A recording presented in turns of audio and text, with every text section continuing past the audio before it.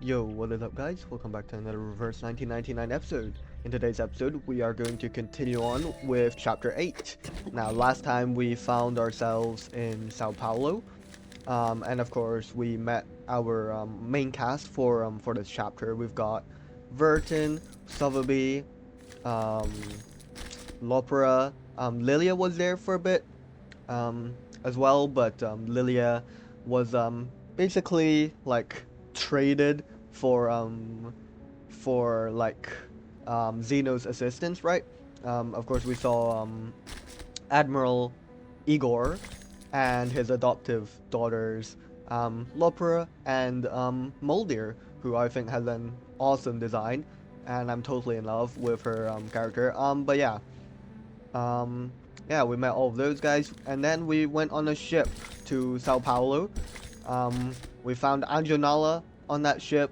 Um, we gave her some food, and then she saved us when the ship eventually crashed and burned because of a Manus Vindictae attack. So that's not ideal. We also met Mr. Duncan and the other guy. What was his name? It's like Gondalu or something. I'm terribly sorry. I forgot the exact name, but it's something along those lines. I'll get reminded of the name. Um, but yeah, no.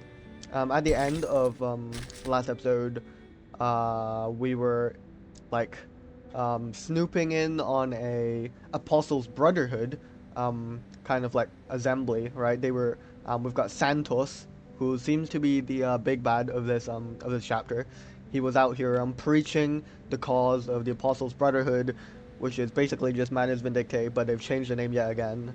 Um, but yeah, Mr. Duncan's trying to sneak his way into the Brotherhood ranks by betraying in quotation marks his friend and saying that he's been recruiting for Zeno because they do not like the Apostles Brotherhood. But yeah, Mr. Duncan was entrusted to kind of like watch over his friend for like one day for him to rethink his actions.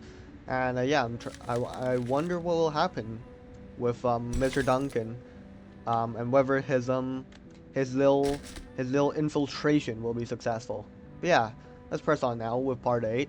It looks like Vertin and Anjanala. Sorry, not Anjanala, Miss Kimberly. Damn it, I called her Anjanala earlier, didn't I? My bad, bro. It's Miss Kimberly, as far as we know. But yeah, no. They fell into the water, and we haven't seen them since. So let's see what's up with them. On the margins of life and death. Let's see what's up.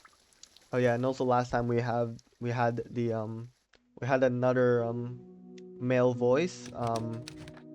Life and death. Wait, isn't this is what we see when the friend from afar. Oh my god, wait, it's actually no, In it's the narrow Besmert. streets, What?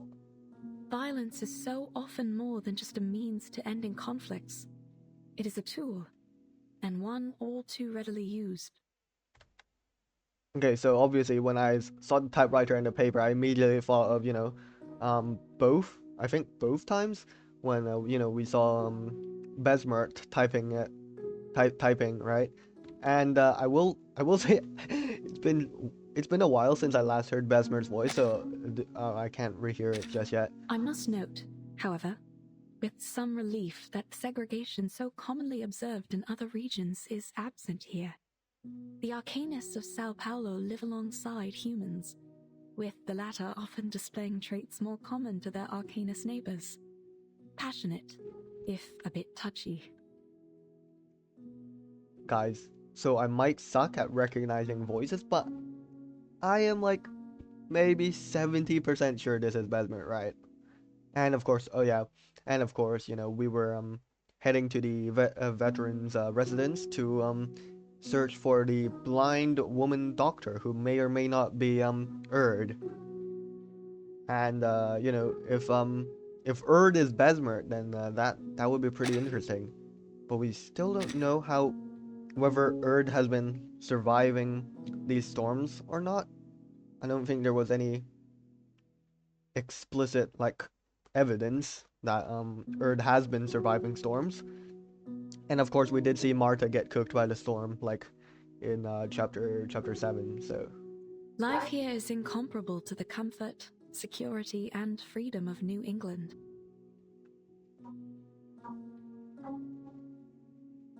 you know what? You know what's interesting? I just noticed this, but I'm fairly sure every time we get one of these typewriter segments, it shows question mark, question mark, question mark instead of Besmert or Marta.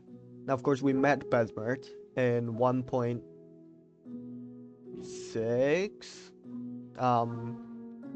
with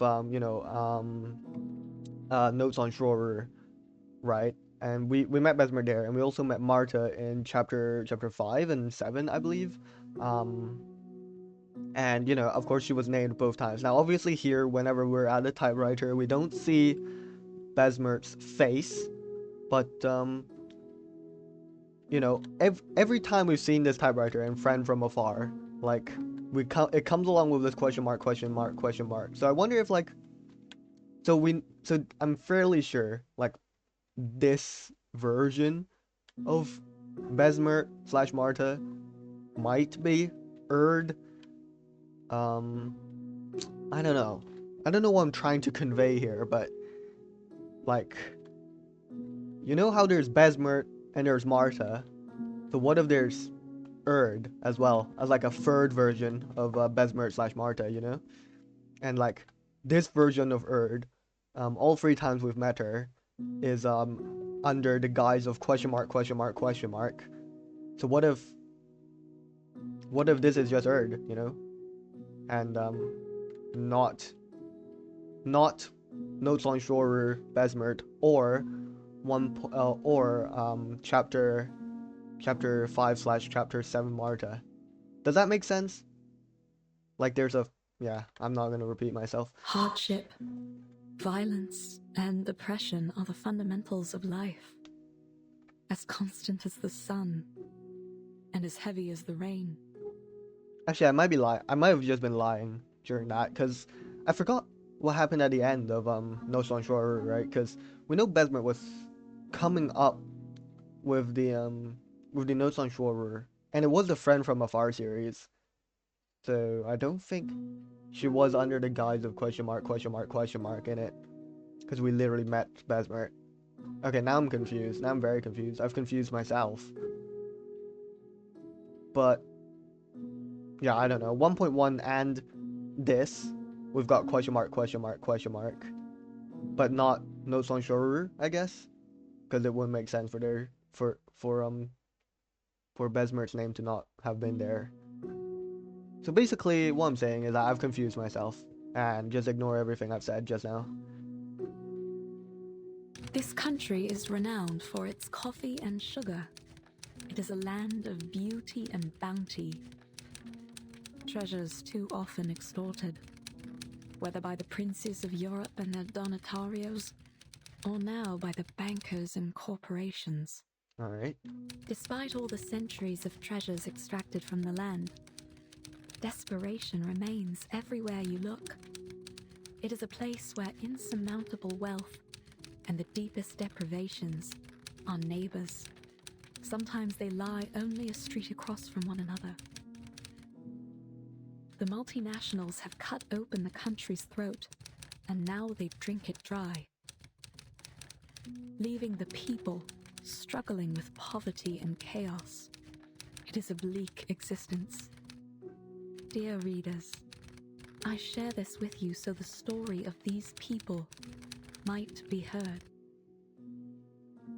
Okay. Thank you.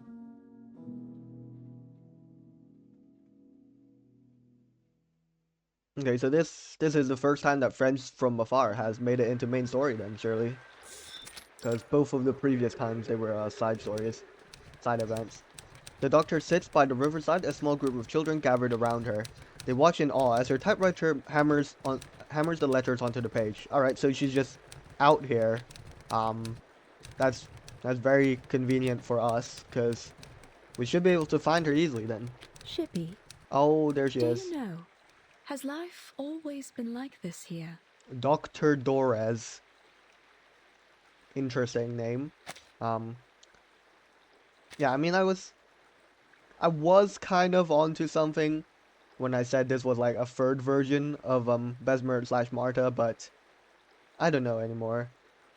Maybe maybe she just is in every era somehow, and every era she has a different like name and guise, and she just types her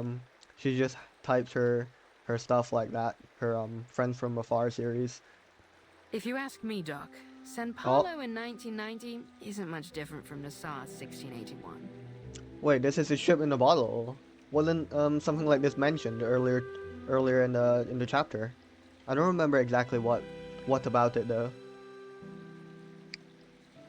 Oh wait, I think Lopra mentioned it actually. I think Lopra might know this ship in the bottle, unless I'm misremembering, which is pretty likely. It's a shame. Between the sunshine and warm sands, there is a good life to be lived here, if only they were free enough to live it.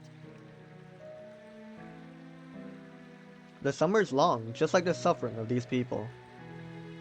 Now you know what? I just realized, but you know, as the players, we've seen Besmer slash Marta slash Dr. Doris so many times, right? But our main cast has never met her other than Marta in chapter 5/7. So I would hope that Vertin can recognize her when we roll up, you know. That would be great. That would be very cool. And then maybe we can shed some light on what Dr. Doris has been doing in this in amongst like during the storm and stuff. I used to dream of traveling to all sorts of fascinating places. Used to. A foggy city by the Thames, and a little town blanketed in What? snow and sunflowers. I met so many different people, Wait. though I find I can no longer recall their voices. I have only their words left, only my records of them.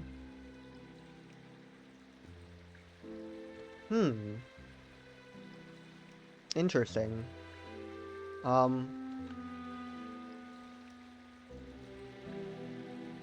Very interesting. So this should be damn it, what was the name of the city in Notes on Shore?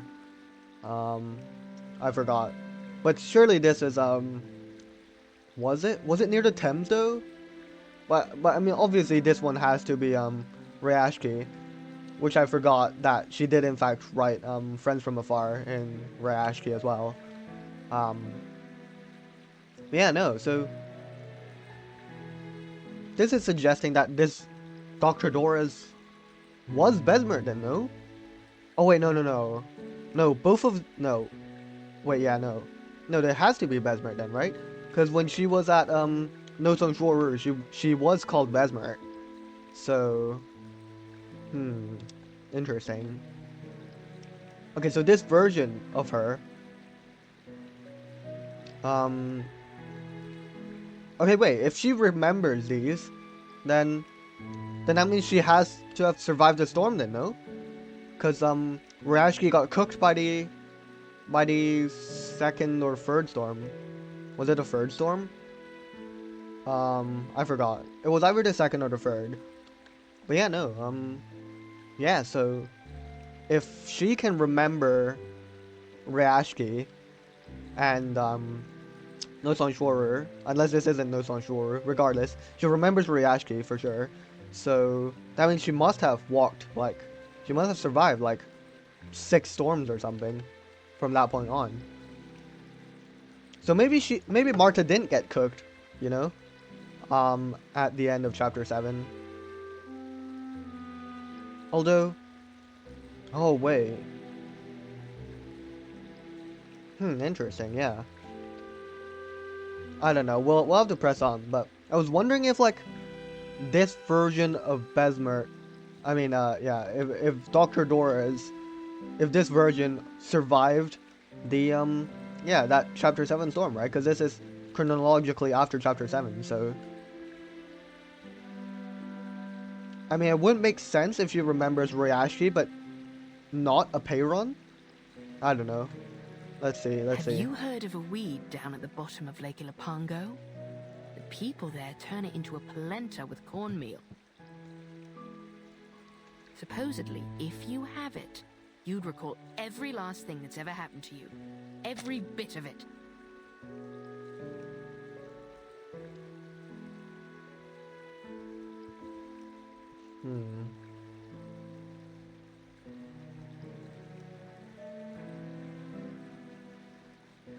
This kind of sounds like she loses her memory every time the storm happens or something, but she keeps her, like, typewriter records.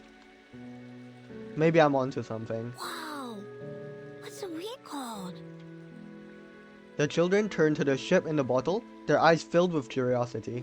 They call it La Hierba del Tonto, Spanish for the fool's weed. You see, lad, only a fool would want to remember everything. Sometimes a little forgetfulness is a blessing in disguise. Yeah, okay, so yeah, I think I'm onto something. So maybe Dr. Doris does lose some memory every time she tanks the storm? I don't know. I beg to differ, Shippy. To forget the past, its lessons in pain and joy alike, that isn't a blessing. It's oblivion. I wonder if she'll become playable. We've seen her so many times now, and she's got so many different outfits as well. Let's not argue over some mythical weed. For all the claims, no one has ever seen it. Just another myth, like the succubus or the minotaur. Aye, let's talk about succubi instead. That's sure to get the lads pricking up their ears. At the mention of this, the little ship goes off again. Back in 88, I mean 1688 of Damn, course. that's a long time ago. Our chief mate, Mr. Morgan, had an encounter with a succubus after he found her seal while carousing in Portobello. Oh? If the rumors tell true, once he got a hold of it, she grabbed a hold on him too. I couldn't say what transpired, but we never saw hide nor hair of him again. No one can debunk her stories, but no one really believes them either. The children's curiosity fades and their eyes start to wander. One of them spots two big fish floating in the water. Look over there! Something's in the water! It's Vertin and Anjun and Miss Kimberly. I almost said Anjanala again, my bad. Two figures float among the trash in the river, spluttering and choking. Now. Oh wait, yeah, no. I was about to say, what if Dr. Doris recognizes Vertin, except she's blind, so I don't know what I'm saying. She could recognize Vertin's voice, maybe? Though I don't know her degree of memory loss, which seems to be what's happening here.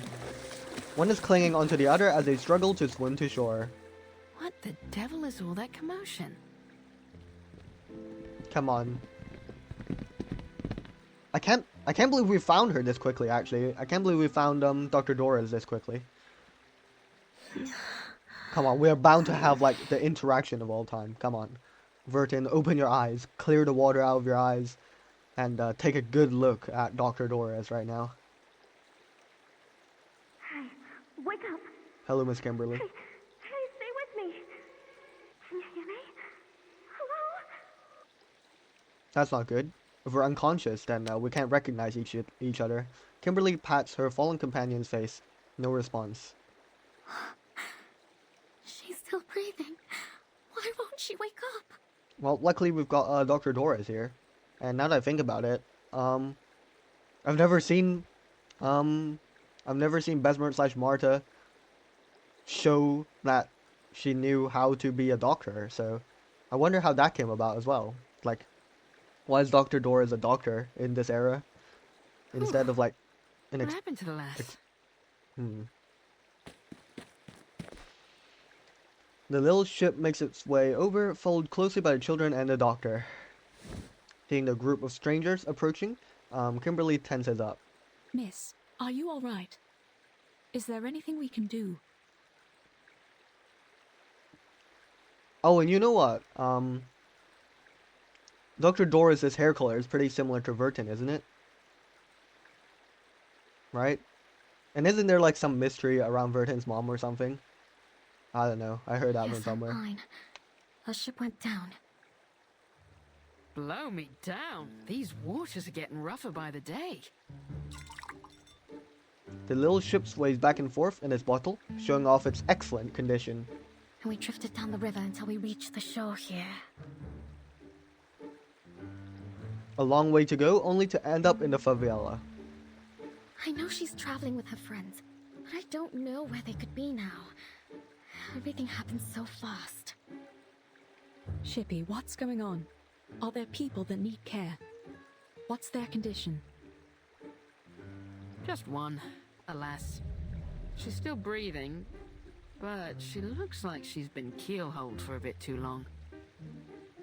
Miss, please lay her down on her side. Kimberly does as she is told. What are you going to do to her? Oh. The doctor kneels down, skillfully clearing the girl's mouth of any residue before starting chest compressions. Save her, if I can. Please save us, Dr. Doris. One push, another. Don't die on us, Vertin. It's a professional instinct, the duty of a doctor. An unexplainable impulse drives her to revive the drowning girl.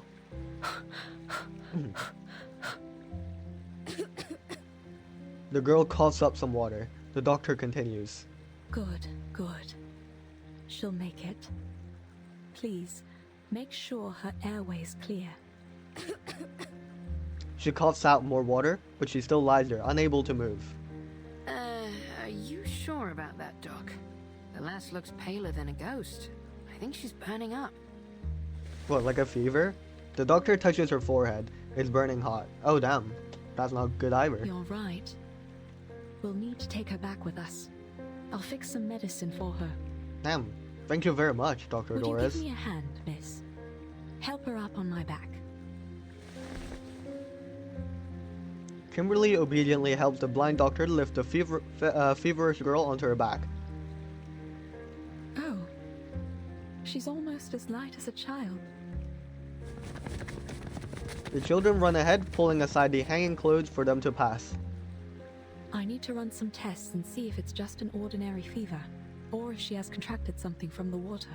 Oh true, because the water's filthy. Don't worry. You're safe with us. Thank you, Dr. Doris.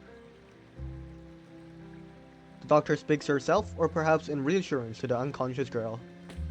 Where are we going? Wait up! Home. Okay, looks like Kimberly catches up to the doctor, only now realizing how far they've walked. She steps into the doctor's home.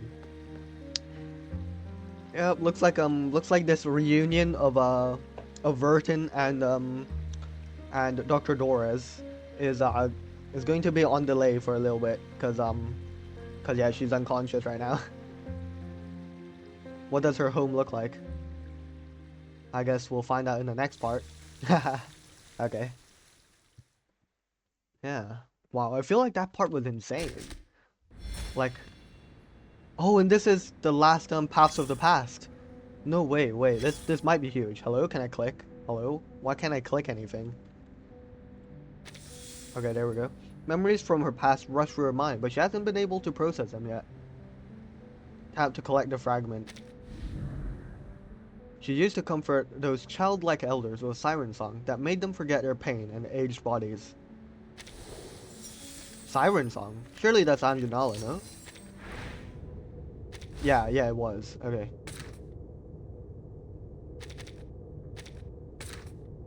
Yeah. A doctor's medical kit containing her compassion and regrets from her past journeys. Oh, maybe she always was a doctor and I just didn't know.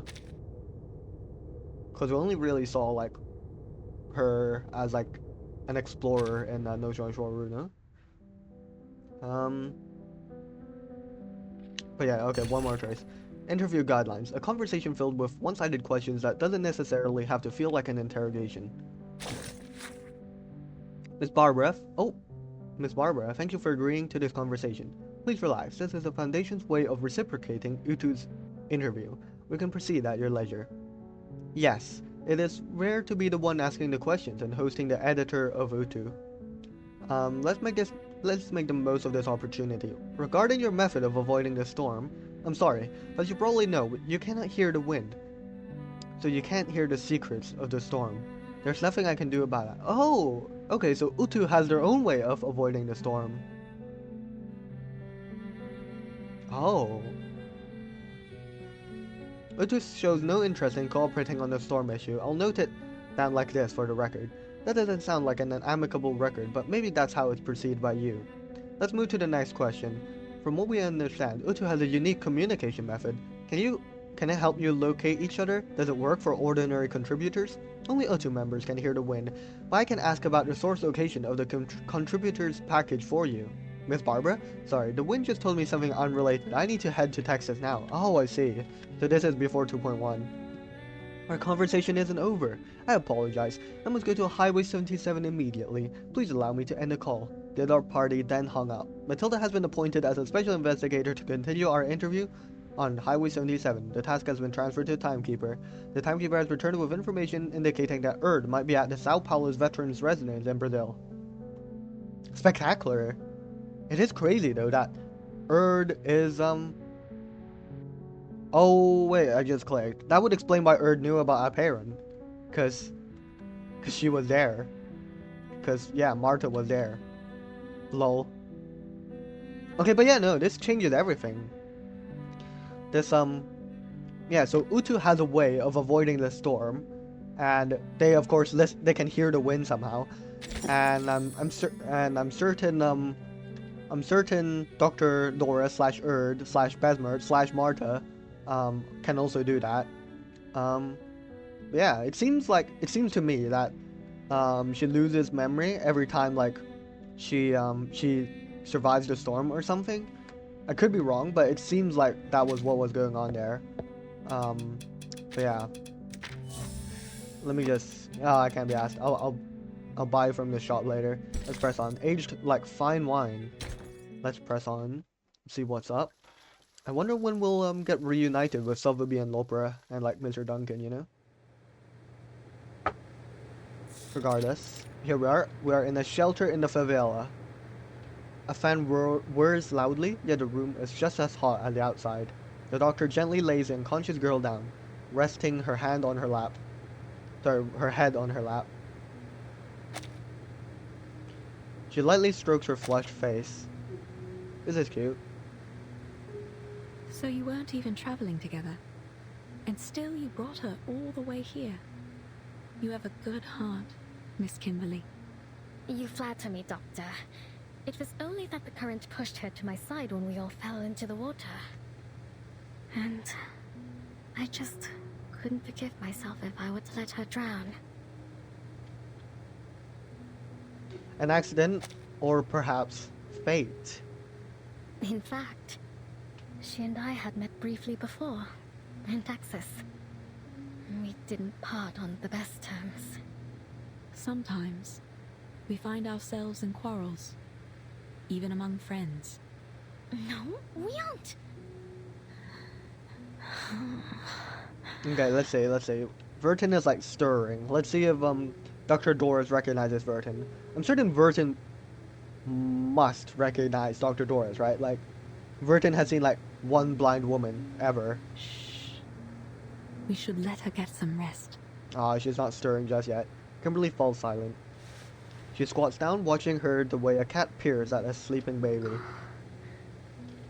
May I touch her? We're Fever just is poking one her of the biggest nose. dangers here, though it's still better than diarrhea and vomiting. I'll take her to the veterans' residence for further treatment once her condition stabilizes. It almost looks like she's only sleeping. Are you two really not friends? Seems to me that you care for her very much. She helped me. She was kind to me on the ship. The bloody ship. I don't know what happened. Shh. Hush, please. The doctor presses a finger against her lips, a gentle smile on her face. My apologies. She has the face of a guilty child. As I said, it was only twice that we'd met. And somehow, both times turned out quite terrible for me. The doctor strokes the feverish patient's hair. It's beautiful, almost the same color as hers. Oh wow, how interesting. That's what I said. That is what I said. Her hair is so silky. It's smooth and soft, like fine rain in my hands. Now obviously Dr. Doris won't know that I have similar hair color, but I wonder if Miss Kimberly can point that out. The doctor gently combs the hair with her fingers, slowly untangling the matted strands. First it was Tuesday's motel. Things there turned into a right mess, and I didn't find what I'd lost. Then, in that manner, just as I was about to enjoy a bit of dinner, that wild girl burst in. Oh yeah, Lopra. Caught me, threw me into a tower and locked me up. Yeah, it was Lopra, right? Lopra led the mission to capture Miss Kimberly. I was stuck there, waiting like a lamb to be slaughtered. But you've made it through. You're safe with us. No one is going to hurt you here. Thank you, Doctor. Kimberly gently takes the feverish girl's hand into her own. It's limp and slightly rough to the touch. The blurred memory of her sister comes to mind, as well as the wrinkled, warm faces of her old friends cheering her on. Oh, she has a sister. I didn't know that. Where's she going? Come back, Miss Kimberly. Oh, off she goes. I remember she was not happy about Sao Paulo, though. Miss Kimberly. Satisfied that she has paid her back for her kindness on the ship, Kimberly leaves through the back door. Oh? What's happened? White rum? The little ship in the bottle is waiting for her on the other side. Yeah, it is white rum. Leaving your friends so soon, lass? Well, come as you are.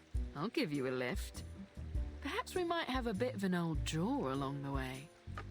After all, it's rare indeed to see one of your kind out and about these days.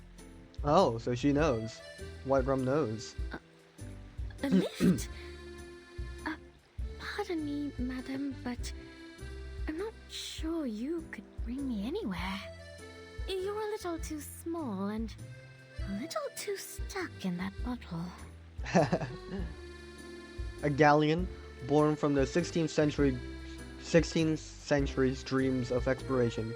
She awakened and slumbered once again until now, a time in which there are no more uncharted lands to uncover.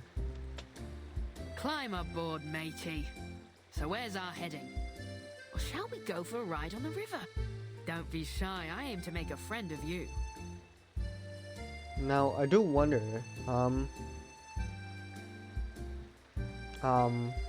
like, is this like an ancient person's hand? Because it definitely looks like it, right? But it's like so long and bony. It looks like it's...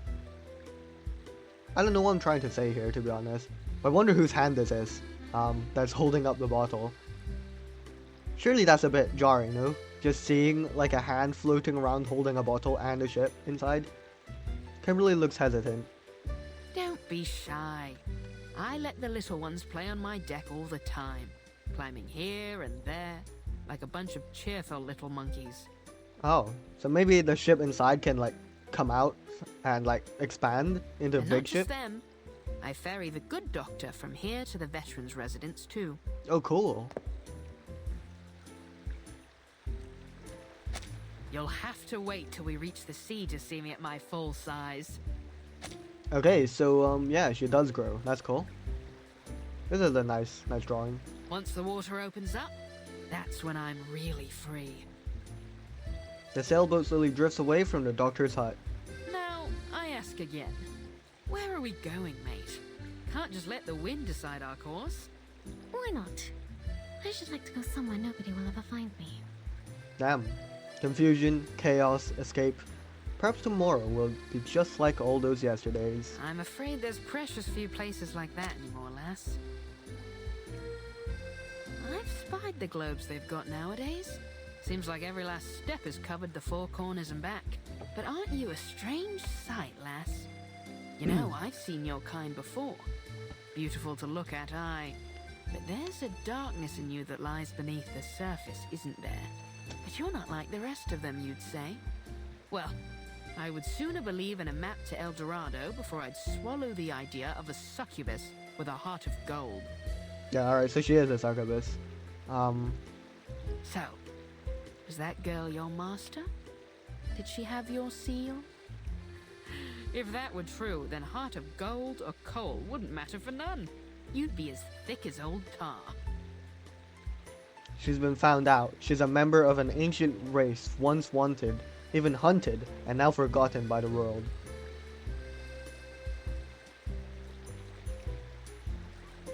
A few seagulls land on the boat's edge, joining them on their journey. What? Are you wondering what gave you away? Your gloves don't do much to hide those claws. I could feel them pressing on my railings as soon as you hopped on. Kimberly immediately hides her hands behind her back. Her reaction betrays her. No use hiding them now, matey. Her hearty laugh sends ripples through the water. You! Okay, so it seems like, I didn't know this, but it seems like every succubus had like this seal. Yeah, which is kind of like the robot toy for Miss Kimberly. I didn't know that everyone had that. But yeah, it seems like a very, very overpowered contract, honestly, if you like have the seal that you can control her. Kimberly scratches the mast with her claws, but this small protest does nothing to dissuade the ship. Are you going to turn me in? She looks around. This place looks safe enough. Just one small leap and she'd be back on solid Turn ground. you in? And how do you suppose I do that? I'm only a ruddy ship. Bring me back up on land and I'll be stuck right back in the bottle. No, lass. I've sailed with rougher folks than you. My old captain had a bounty on her head, too. She's a fugitive, hiding like a frightened bird. Oh my god. Thunder rumbles in the distance, scattering the birds perched on the roofs on either side of the river. Where's this thunder coming from? Like the sky is just clear and blue. It makes her quiver, but for the boat it brings back fond memories of sailing the roaring westerlies with her captain. I wonder who her captain was. Rain starts to pour. The wind picks up, filling the ship's sails and racing her down the river. Well, just so you know, I very much doubt they'll pay you anything for handing me over. Maybe so, maybe so. Now, you've got the law in your tailwind. What happened? Did you spring loose from the old gibbet? Mark me now, young lass. If you're going to try to pull one over on me, you'll have to do a lot better job than that. That same old trick. Are you mocking me? This is not how one ought to treat a new friend. Quite right, lass. So then, who are your pursuers? And your master? Shouldn't you be under his protection? My old crew would say any captain that can't keep a ship safe is only good for bait. I have no idea where he is, or where my seal is for that matter. He was a no-good fool, though. Or only good for bait, perhaps.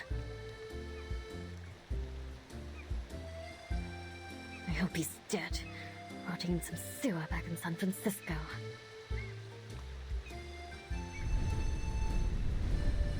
The rain stops, brief and intense, just like her escape. Well, mortal flesh doesn't last long.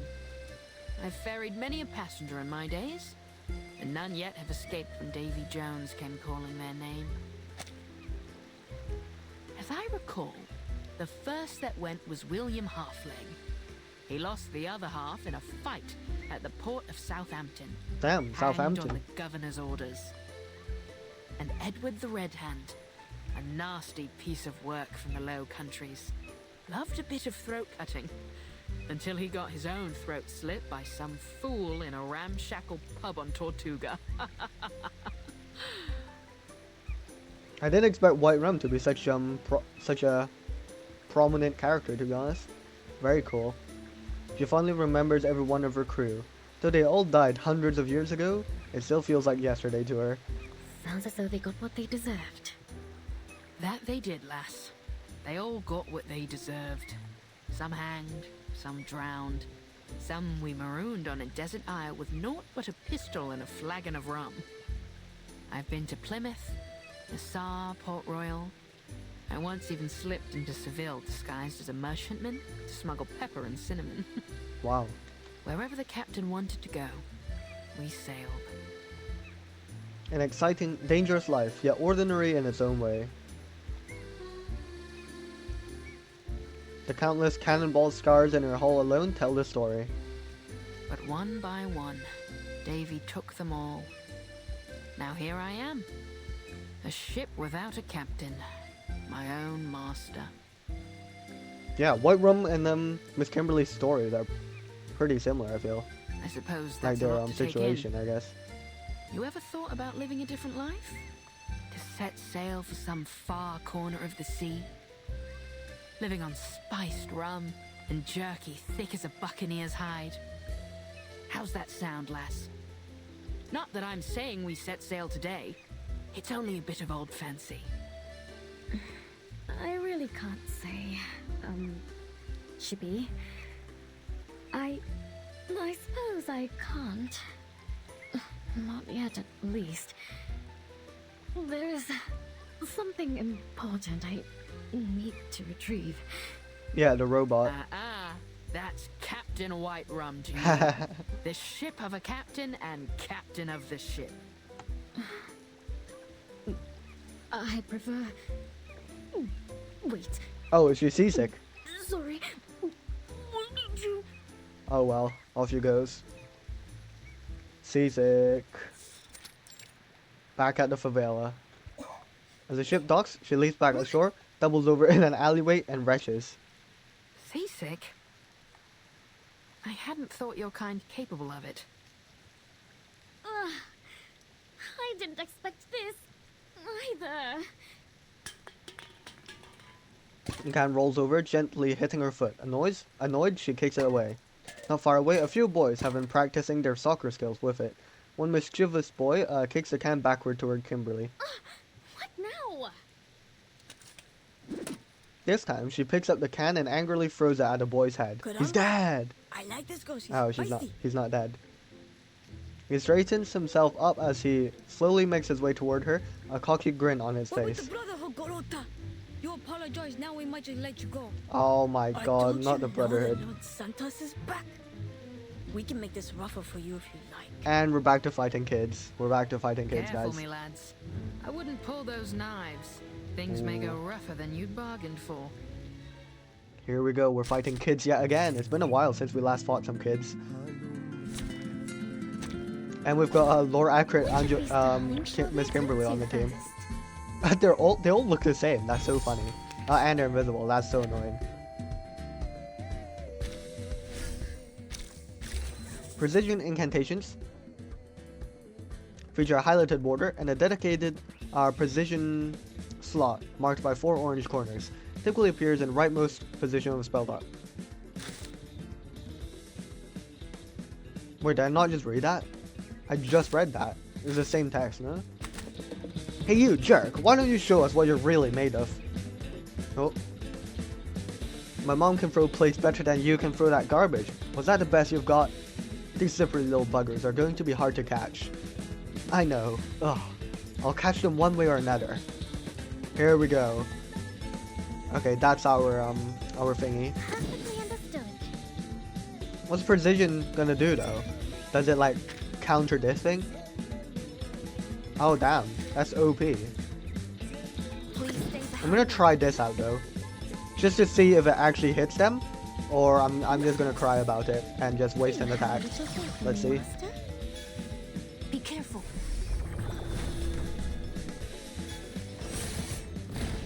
Stay back, I say. Yeah, okay, so it ignores the dodge. Okay, that's helpful. That is good.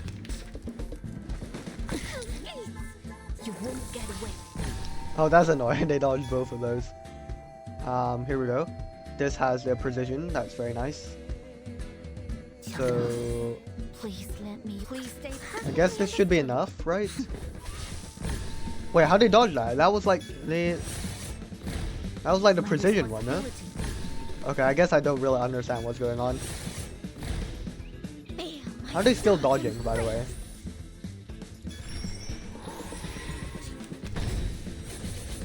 Oh my god, they're dodging everything. Okay, but we can ult on them, so that's good. What is precision supposed to do? I don't know. Oh well. I guess I'll just do stuff. Please. Here we go. Please. We should defeat them next turn then, by now, I think.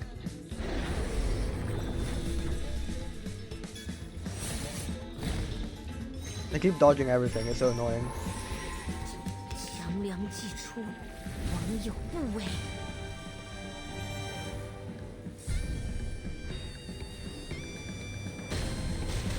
Here we go. Xiangliang. Oh, we finally get to see her ult. That's awesome. It's been a while since we saw it, I think.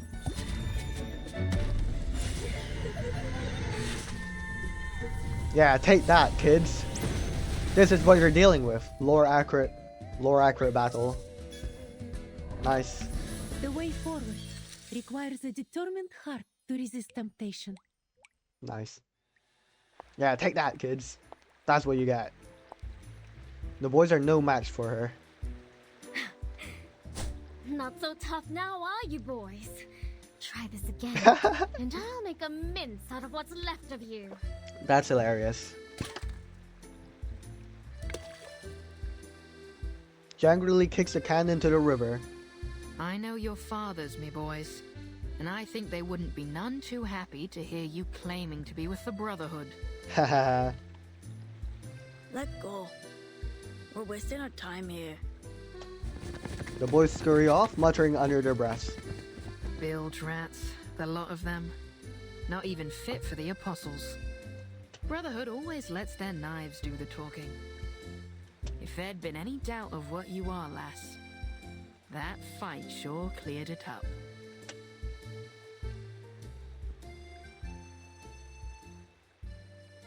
What's happening? Is this to be continued? It is. Okay.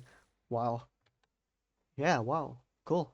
So we got actual confirmation that that Miss Kimberly is a succubus, and the succubi have like this seal thing that like contract them, I guess, to people.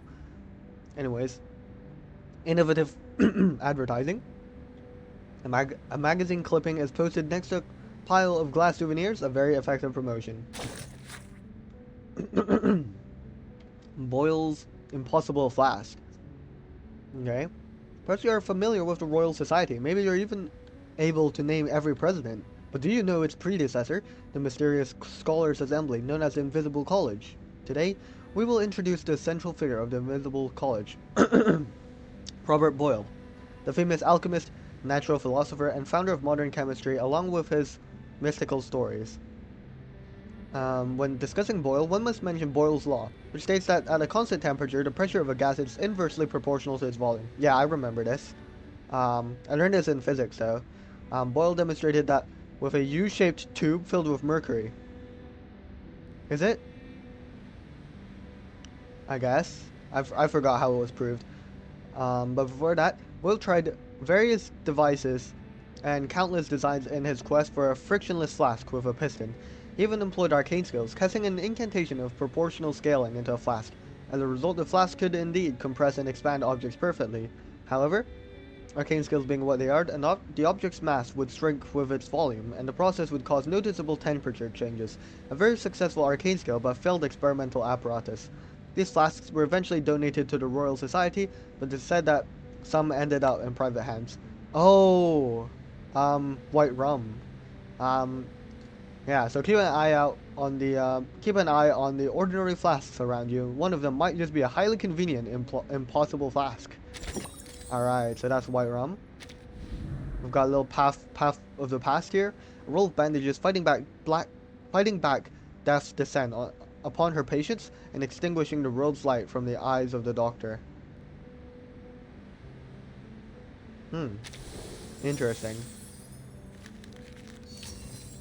Okay. Let's press on. Boarding the white ship. Let's see what's up. Oh wow, it's been 50 minutes already and I've only gone for 2 parts. There's so much lore in this episode. Back at the favela. Listen up. We're the Apostles' Brotherhood, not some worthless favela gang. Okay, hello Marcando again. So we start off nice and easy. And if the doc doesn't play along, well, then we make her play along. Claro? No way we're raiding Dr. Doris right now. That sucks. That really sucks. We've got no one to defend us, I just realized. Unless unless Miss Kimberly comes back. Damn it, I don't know why, but today I've been really slipping up on Miss Kimberly's name. The feverish girl looks to be doing much better than before. Dr. Doris is crouched beside the bed, gently wiping her face.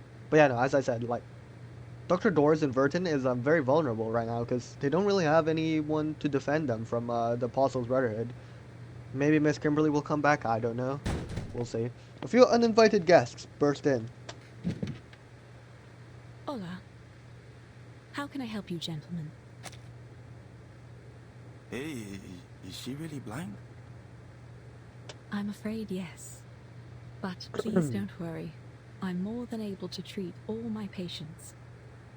Are you feeling unwell, sir? Marcando glances at the patient on the stretcher and signals to his men. His dogs quickly surround the patient. Sir?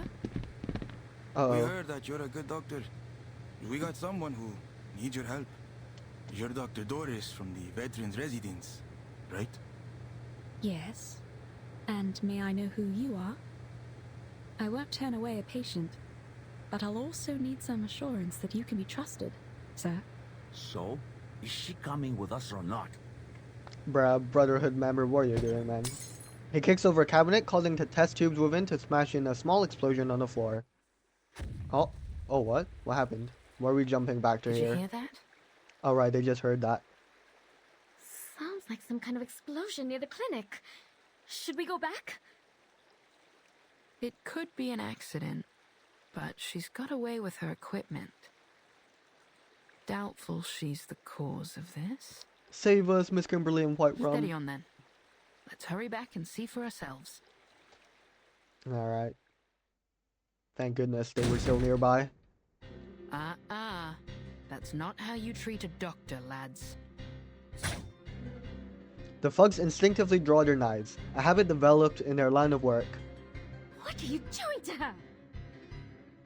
Lord Santos would like to have a word with the doctor. That's all. You're gonna have a word You're with not the taking devil her anywhere. in hell. Don't you see she's taking care of this girl? She bares her claws, digging her heels into the ground. Yeah, I'm not asking for permission, sweetheart. Well, time to defeat these fellas. Marcando snaps his fingers. Grab the doctor. Ice the rest of them. Nope. Alright. More battling. Let's fight the Brotherhood. Oh, what happened? I pressed the wrong button. Here we go. Complete. Move carefully.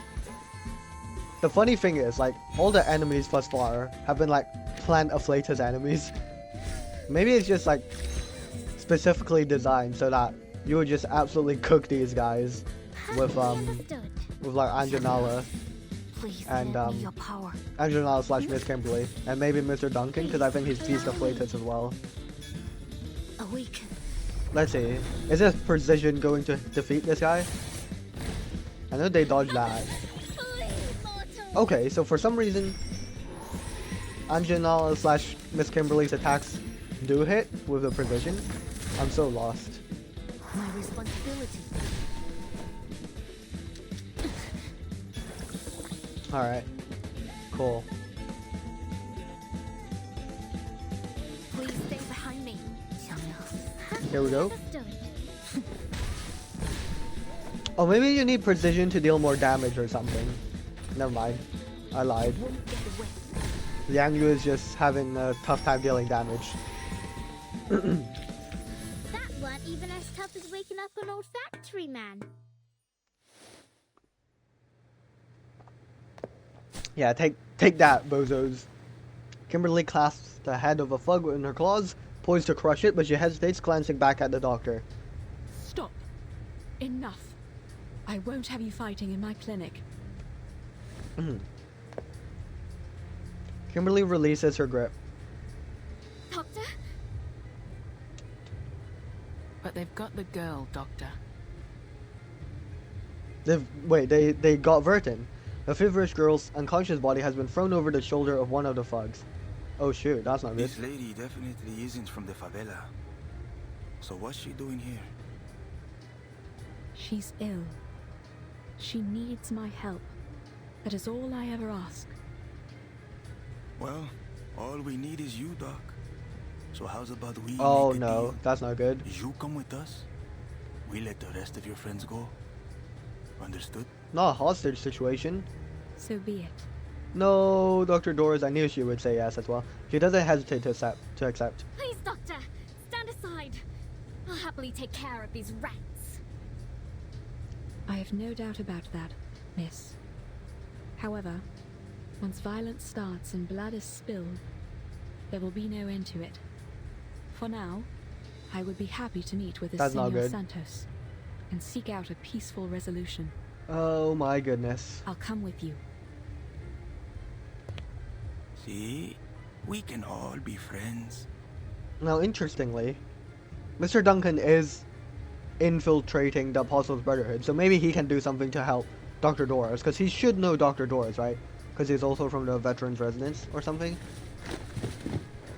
The thug pushes the feverish girl toward Kimberly. Vertin. Okay, so I'm fairly sure that is the first time Miss Kimberly has said Vertin in the vicinity of Dr. Doris ever since they met. So I wonder if this triggers anything in Dr. Doris or not. If she doesn't wake up tonight, Okay, she doesn't. She take her doesn't to the recognize. veterans' residence first thing in the morning. Yeah, okay, so Dr. Doris doesn't recognize the name Vertin. So yeah, I think she does lose some memory when she survives the storm. Alright, get the doctor straight to his reverence. Oh well, off she goes. She got taken by the Apostles' Brotherhood. That's not ideal. Long sleep with no dreams. Oh, you know what? I just realized. That means Vertin won't be able to see Dr. Doris again. So we still won't see Vertin recognize her. Damn it. No worries, no troubles, no thoughts. Like being back in a warm, dark, damp room. Looks like Vertin's finally waken up. She wakes to an unfamiliar place. It's quiet and strange.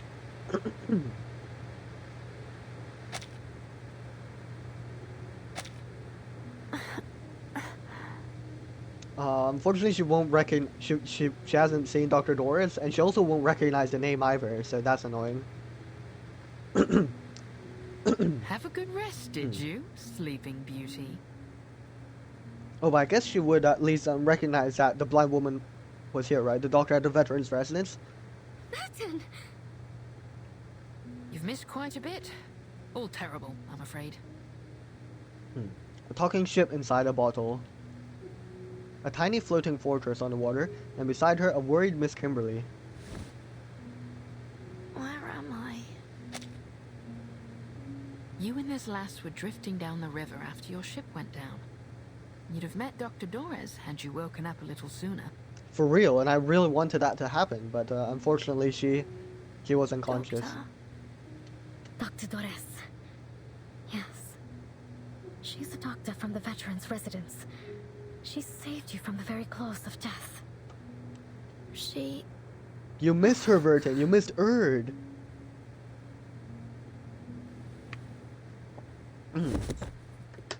Uh-oh, she just fell over. She can't walk. Her body is still too heavy. Aye, you were burning up, lass. But the good doctor pulled you through. She was right there by your bedside the whole time. The good news is, we think she's still alive. Still alive? What's the bad news then?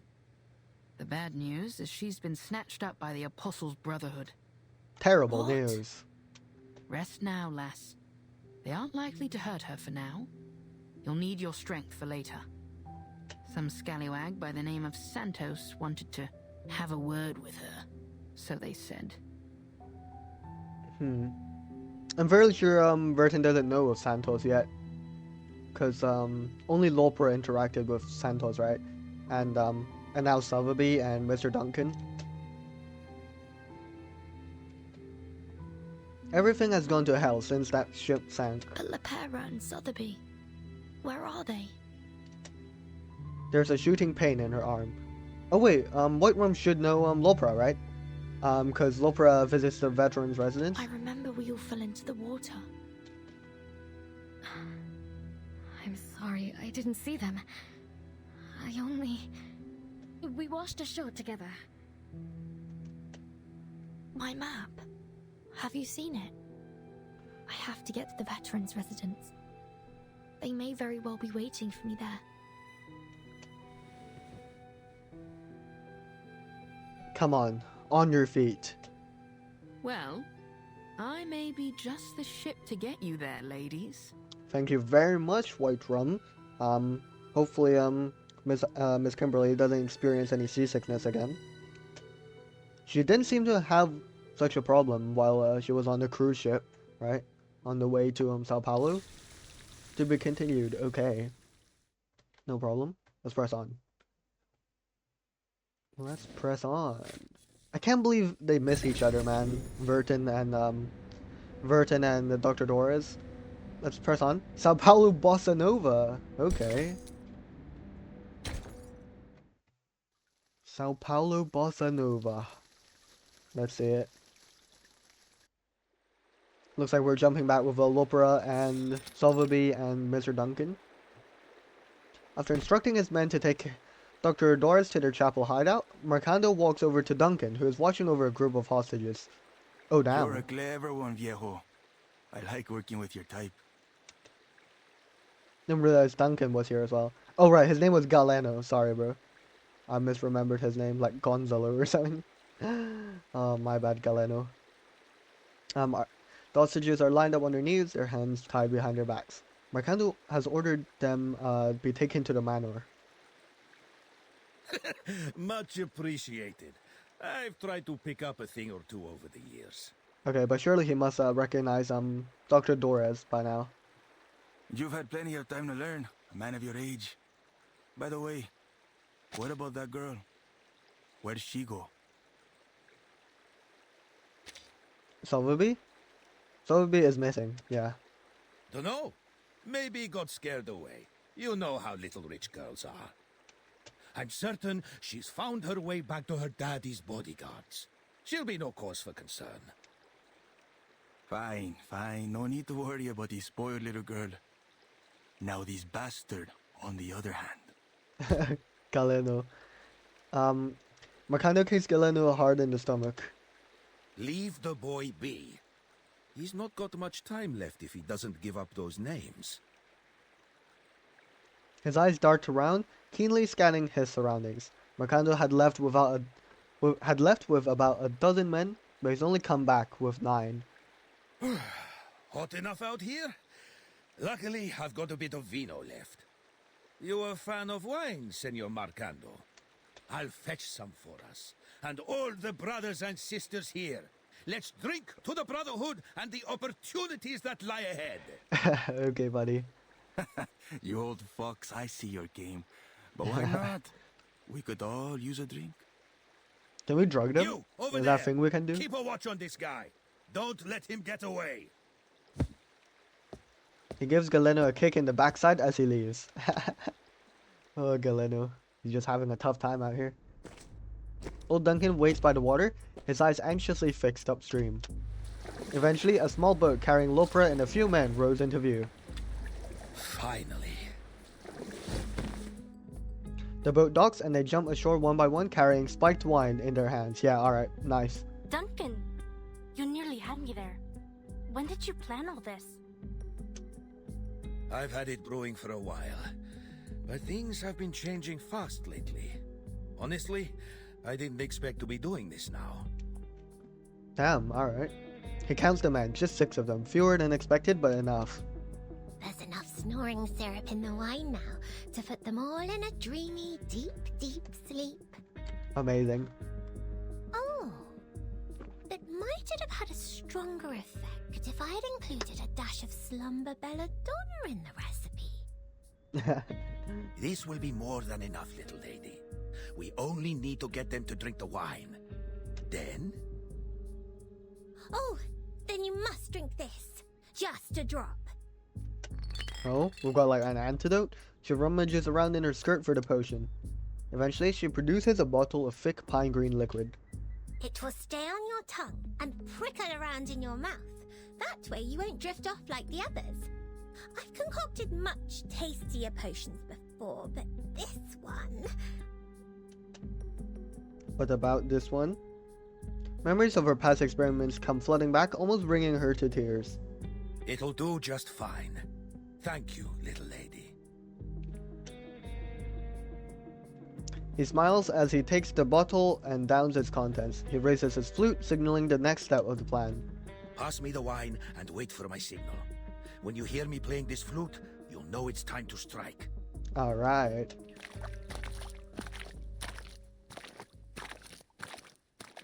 Here we are. Yeah, drink the spiked wine, guys. Courtesy of an old friend from Mexico. Take a glass, everyone. Was that a bandage? Was that like a bandage on the wine glass? Here's to his reverence's good health. To his reverence's health. Hey. To Marcando. Yeah, yeah. There's like tape on it. That's so funny. To Marcando. Hey. The flattery and alcohol have successfully lowered Marcando's guard. Duncan, that's your flute. Give it over. Oh, that might be bad. Marcando snatches Duncan's flute and looks it over. This is a fine flute. Please don't play it, bro. Duncan, did you said that you got a friend in Mexico? Huh? You know that old Mexican song, La Llorona? Can't blow the flute just yet. A few men are still awake. That I do. I learned it from the best. In the cactus back in Tulum. From a fine young lady with silky hair and gentle eyes as dark Oh, as... sorry. I accidentally skipped it. But very good lie. An improvised lie, but there's truth in it. The cactus bar in Tulum is real, at least. Claro. So, how fine was this chica, huh? Bro, what? How did... He was interested about the song, and then, like, the moment Mr. Duncan mentioned this, fine young lady, Marcando immediately switches up. It seems beautiful ladies are much more interesting than music to him. Don't let me start spinning that yarn. It'll be no fun for you to watch an old man bursting into tears. Lies and fake tears. Duncan's acting wouldn't fool the sober, but with his audience under the influence of alcohol and potions, he might just get away with it. I'll only say I was heartbroken by the time I left. That love of mine. What the hell? Anyway, enough about the old flames of yesterday. Let's raise a glass to a better tomorrow. Bruh. To poor old Duncan. No way, they're toasting to him. To poor old Duncan. Yeah, to poor old Duncan. Duncan adeptly retrieves his flute before pouring out more drinks. Wise move, buddy. You know what? That kind of worked out in our favor, right? So, shifting it off of music and started talking about, that lady. Oh, he feigns joy drinking and laughing with his new friends until they're too drunk to stand. Every one of them is utterly inebriated. Marcando and his hounds pass out, one by one, until they're all fast asleep. It's time. Time to play the flute. Amazing. He blows the flute and his companions jump into action. Good. Good music. Oh shoot. I accidentally skipped that dialogue a bit again. But yeah. That guy was still awake. That's not good. Race and we unite as one. Not the agility again. Oh, we got four people here. Okay.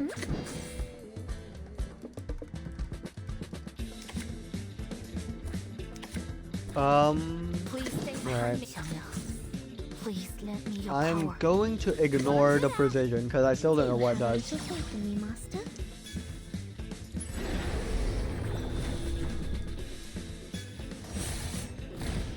My responsibility. Alright. Yep, they keep dodging everything, whatever. Let's just get our continuous action. Oh. Took some damage, that's okay. Here we are. Let's refresh. Please stay Please let me your power. Here's one, another one. I guess we can do this as well, why not? What I'm good at. Awaken.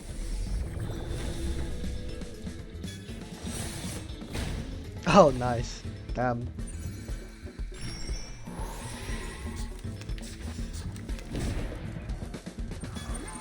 Let me just check. Is there something else I can do? Don't just non-ultimate. Nope. Okay, luckily we do have an ultimate now.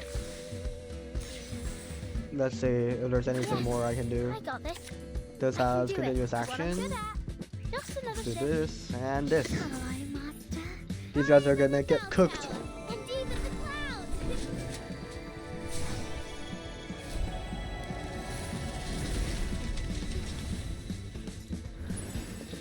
Let's see how much For my wings. we do. We're not doing much damage. Oh yeah, we keep dodging because that was non-ultimate, I just realized. That's funny, that's funny.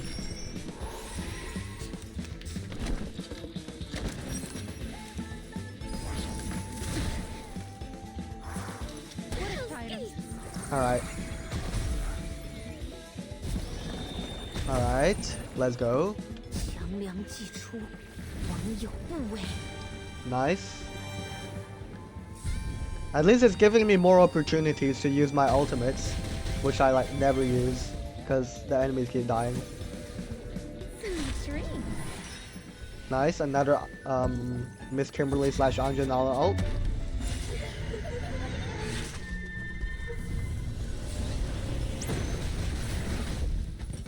Perfect.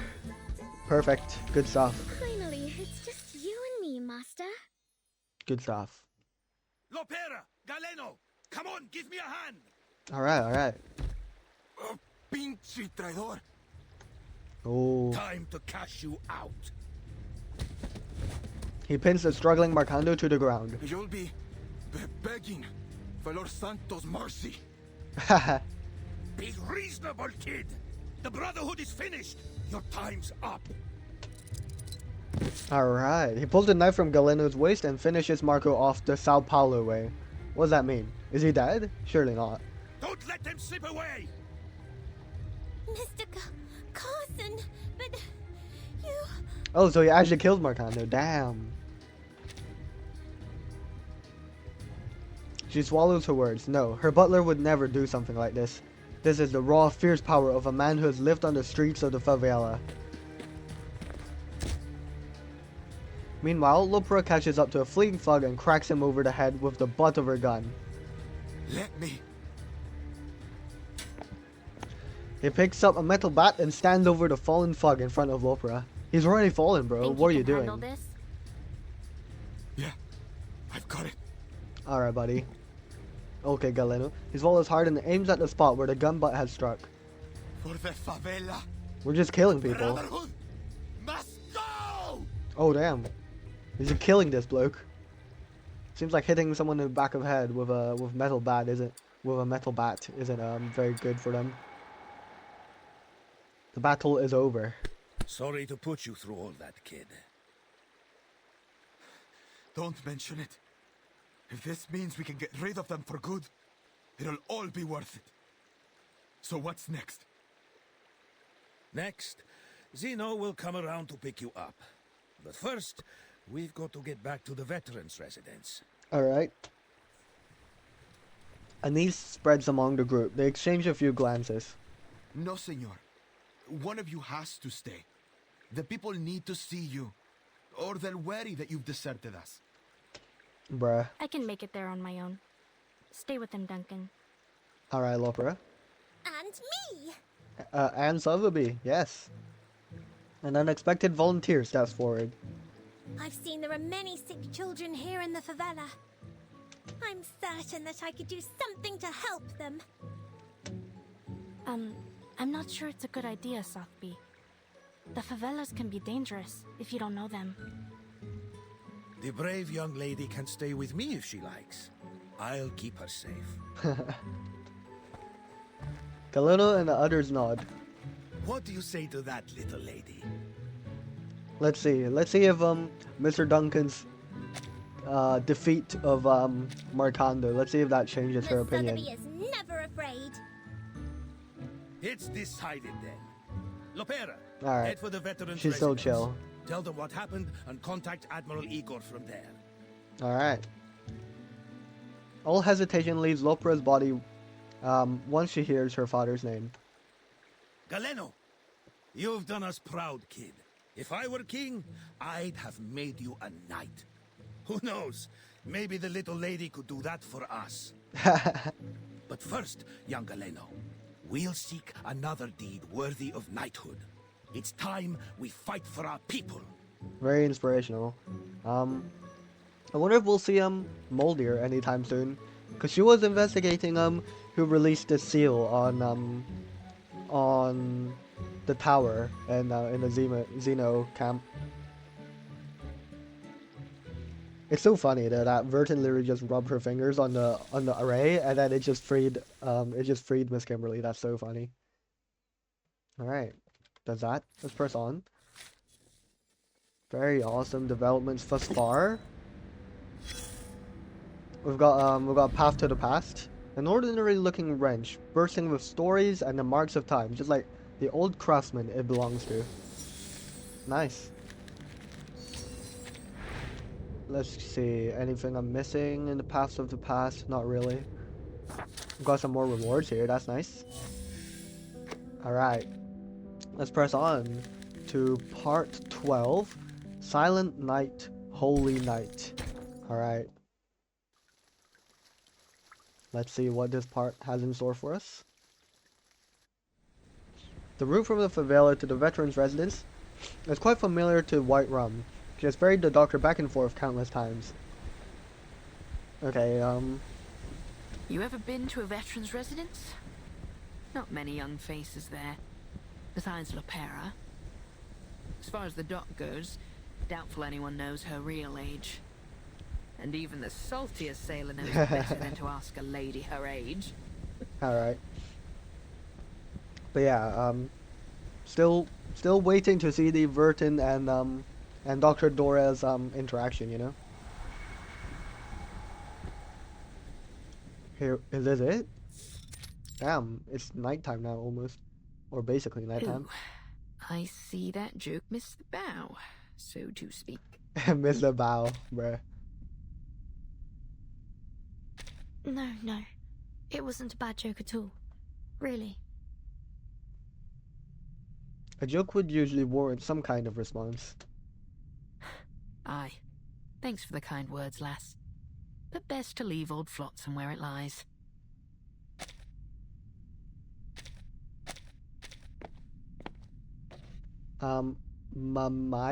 Mariana from the veterans' residence brings out some snacks.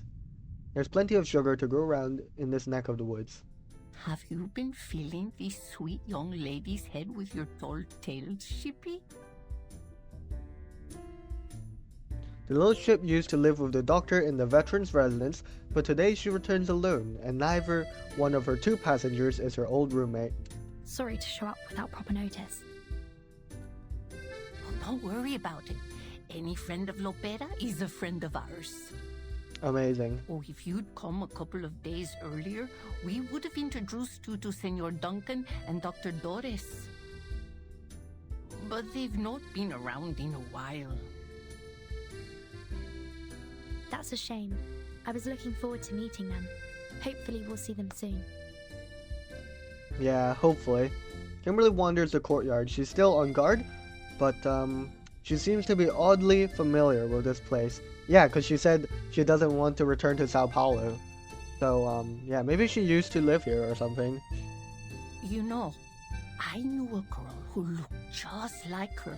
A caregiver here way back in the 60s. Okay, interesting stuff. Interesting Back stuff. when this place was called Heartfelt Home. Okay, so I think this should stir something in Miss Kimberly. He scratches the chin of a kitten in her arms. But it can't be her now, can it? Besides, I'm old now, and my memory is a bit fuzzier than it used to be. It might just be her. She wouldn't mind, but please be careful not to move anything. I wonder if it'll oh, imagine we find the Friend from Afar series in her office. Is that one over there, Or her room. dear? She never locks the door. Damn, that's putting a lot of trust. Although this is a veteran's residence, so I guess there isn't really anything to fear. The place looks no different from the other rooms in the courtyard, but the door is slightly ajar. You know, wasn't Matilda's mom's place also having the door ajar? Still think she's a preacher, by the way.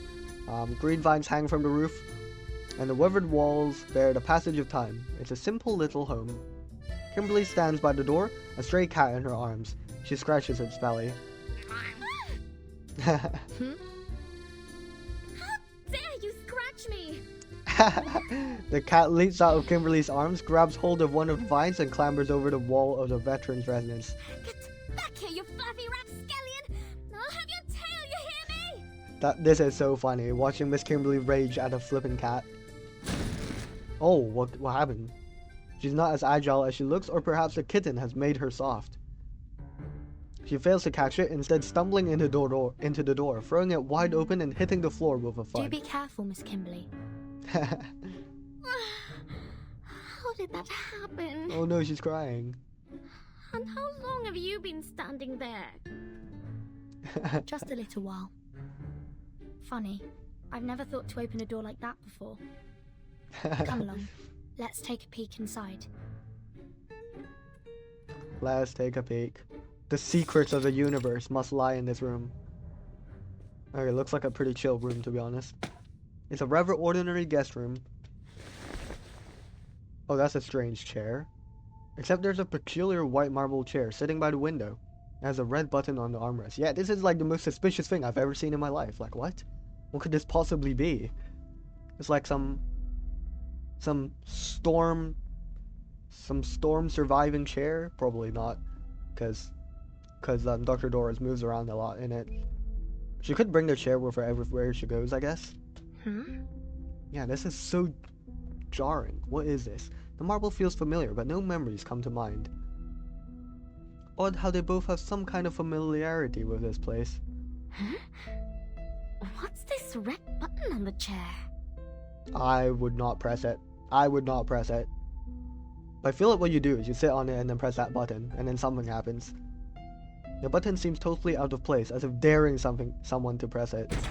Kimberly takes a seat and curiously presses the button. Oh, okay, well, good thing we've got Miss Kimberly so eager and curious to test out the suspicious chair.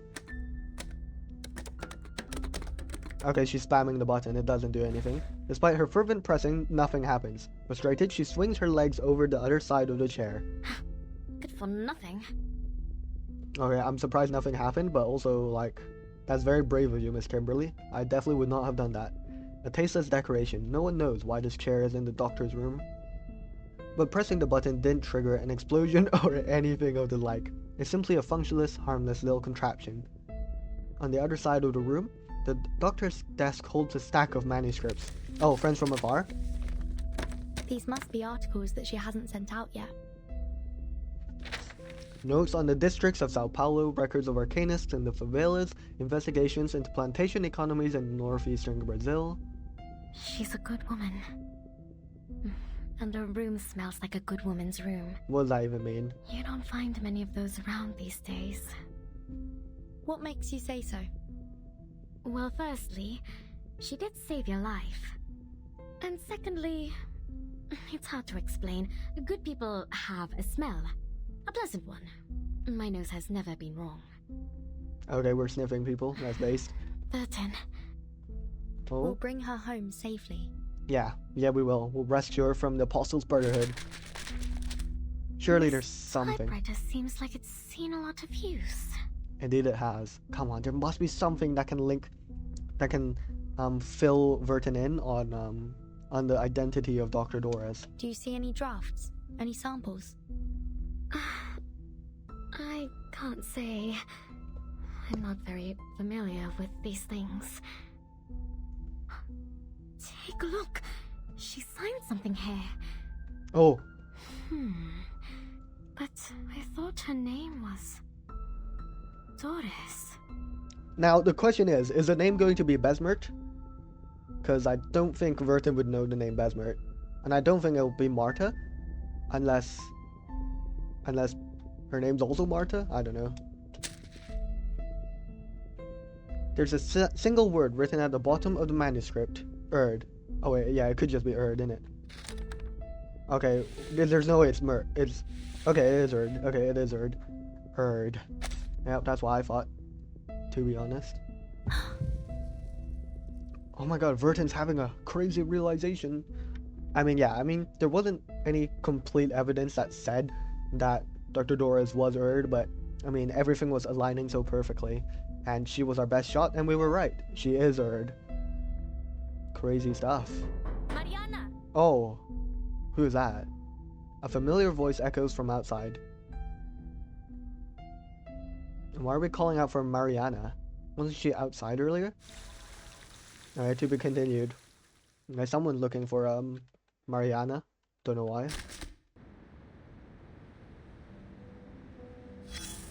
Alright, we've got two traces. Let's take a look.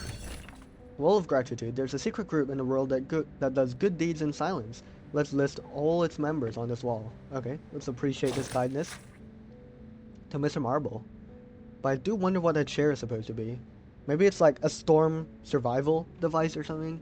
That's what I think, but I don't know. Dear anonymous gentlemen, the Veterans Residence deeply appreciates your generosity. Your donations have been a great help during these difficult times. We've taken to calling you Mr. Marble after your donation of that fine marble chair.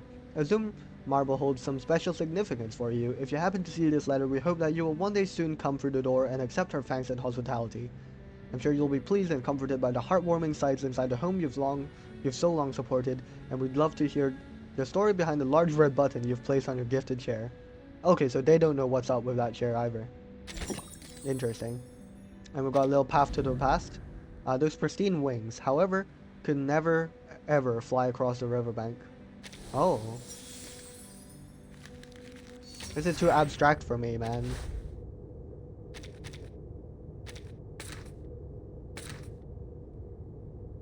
Yeah, so she used to comfort the elders. So I guess she used to work here in the Veterans Residence, right? Let's press on. Boto Cor de Rosa.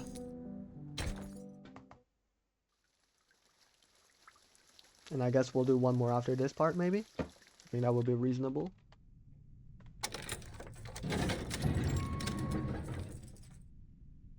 Oh, more visitors. Who's visiting? Lopra? And Sotheby? It's Lopra. She's safe. But where's Sotheby? Oh wait, oh yeah, no, I forgot. Yeah, Sotheby was staying with Duncan. Thank goodness. You survived too. What about Sotheby? Oh, something happened in the favela earlier, so she decided to stay there. Don't worry, Duncan's with her. Does Verton know who Duncan is though? I mean, Whiterun did mention Mr. Duncan. We've got bad news. Yeah. Dr. Doris has been abducted by the Brotherhood. Indeed. What? Idiotas! What's wrong with them? Ugh, guess I'll call the base. Mi Viejo will figure something out. All right. Sink me, Lepera! I thought you'd been sent to Davy Jones' locker. Whiterun soars through the air and lands squarely in Lopra's arms. The ferocity of the embrace is enough to knock a grown man to the ground.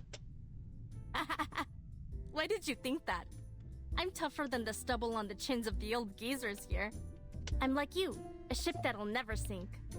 Amazing. Timekeeper? Who's that over there?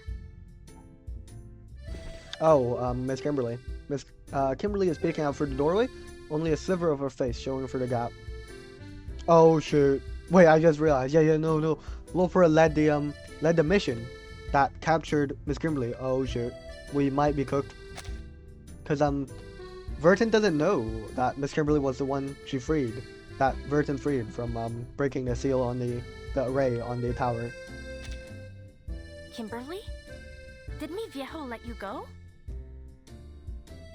Oh shoot. This is not gonna be good. She's been released? Oh, Timekeeper, let me explain. When we were routing out the deserters, we found Kimberly hanging out with the Manus thugs. Paul took her off somewhere. And he always has a plan, so I didn't bother asking where she ended up. Hey, come over here and say hi. When did Pa let you go? Okay, I'm glad Lopra isn't hostile to Miss Kimberly. Or did you sneak out somehow? Kimberly's eyes shift, her claws tense, as if ready to spring into action at any I moment. think... Miss Kimberly, didn't you pull me out of the water? She does not want any part in this conversation, or in this area. How did you know? Shortly after my fever subsided, I started to remember what happened just before I lost consciousness. There was a voice ringing in my head. It was you calling out to me. Vertin, I can't have you dying here. You mustn't give up. I did not expect Vertin to be doing that. That's so funny. Wait, I need to hear that again. Cause this part where she was doing what Miss Kimberly was saying, that's so funny. What? I did not say that. I just took you to the doctor and left. Wait, I need to hear this again. It's so funny. There was a voice ringing in my head. And her expression as she did as well. Vertin, I can't have you dying here. You mustn't give up. Oh, Vertin, you're so funny. Vertin, you're so funny. Almost as funny as Matilda, the goat, the true goat. Her protestation is almost a scream. Aye, 'tis true what Vertin says. Though Kimberly denies it, she chose to save her. Even when she had plenty of chances to blow the last down. We're exposing Miss Kimberly's She's a good lass feelings. at heart. Not an enemy, Lepera.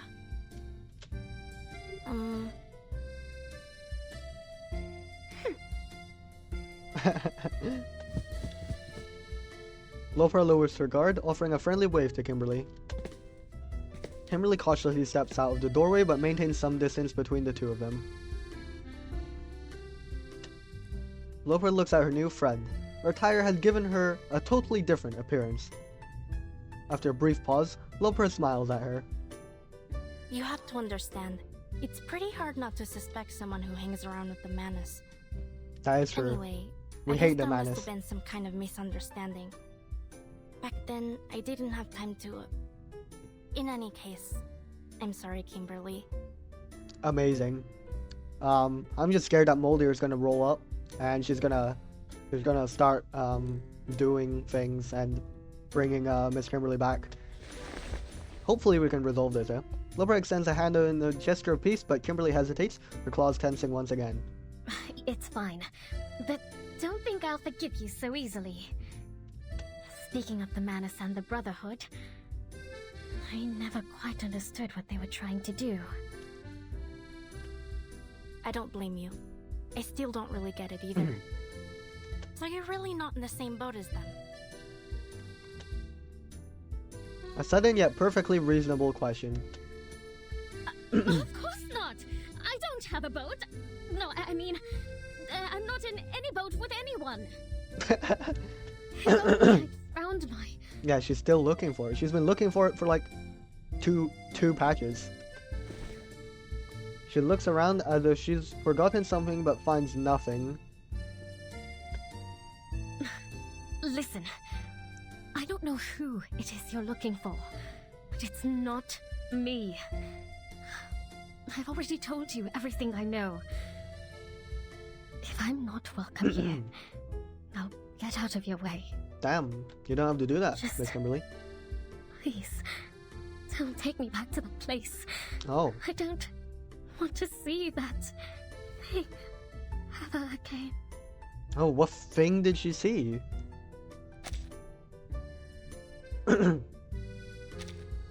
Was there something in the tower? She refuses to look at the weapons around Lopra's waist, perhaps in a restrained sense of rejection or fear, or something hidden deep within her heart. Oh, right. Interesting.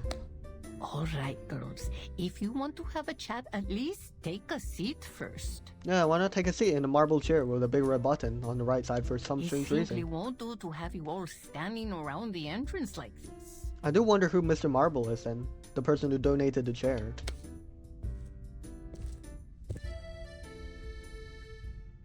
Mariana takes Kimberly with one hand and Lopra with the other and leads them back to the courtyard. When they arrive, she lays out some pasoka for them to snack on.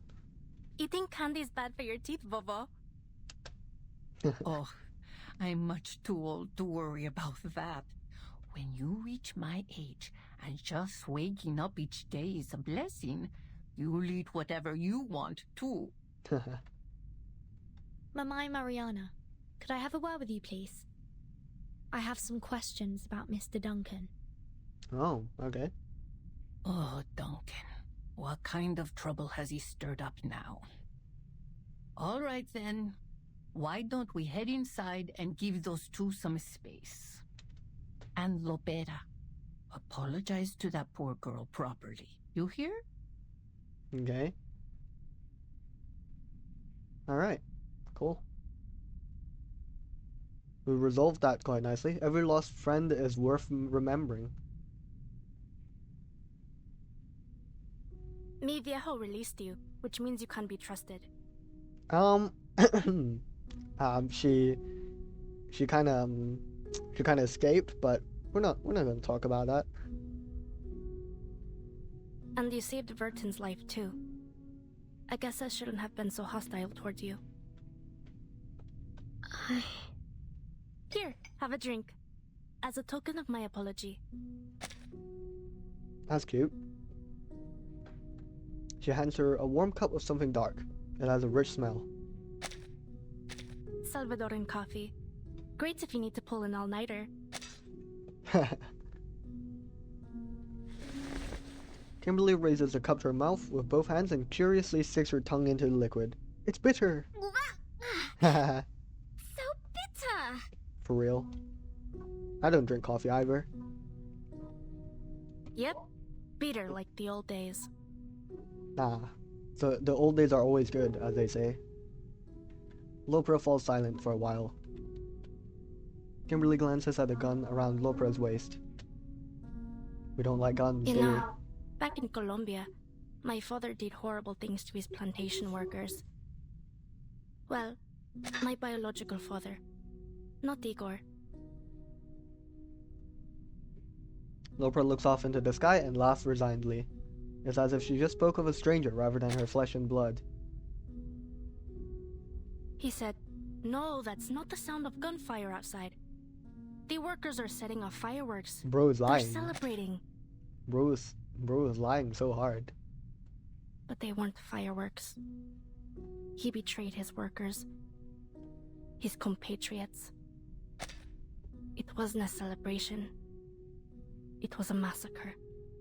That's pretty bad. Oh, you alright, Miss Kimberly? After that, I ran away from home. One day, the Admiral and Molly found me. That's how I joined Xeno. Betrayal's as common as dirt here. Comrades, friends, family, anyone could sell you out. And for cheap, too. I hope you can find your boat soon. You know, a place where people have your back. Maybe not a boat, but perhaps a suitcase. You know, perhaps. Can I not drink this? For real. Of course. Don't force yourself. I know the taste isn't for everyone. She clinks cups with her new friend. Carlota Lopez Rivera. That's my full name. Bit of a mouthful, huh? Not really. I mean, we've got the first name, middle name, and last name, and each one is like, the longest one is Carlotta, and that's only 8 letters. It's really not that long. Lopez stretches out her arm, closes one eye, and lines up the moon between her fingers. She closes her fist, but catches nothing but the air.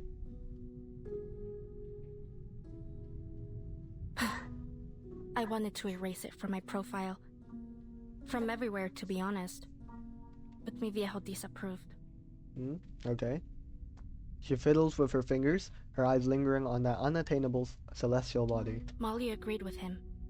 She said, "You mustn't forget your past, Beta." So I let it go. But Lopera sounds so much nicer, so I preferred to go by that. Sure. Understandable. And you, Kimberly? What's your real name? Kimberly hesitates. Nala. Nala Hari. The residents of Heartfelt Home called me Anjo Nala. No way, I'm free. I can finally say Anjo Nala instead of Miss Kimberly. Wow.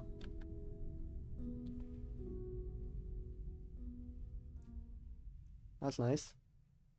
Now we know. We can call her Anjo Nala. Back at the guest room with the How long ago did suspicious Mr. chair. Duncan move here? Do you remember?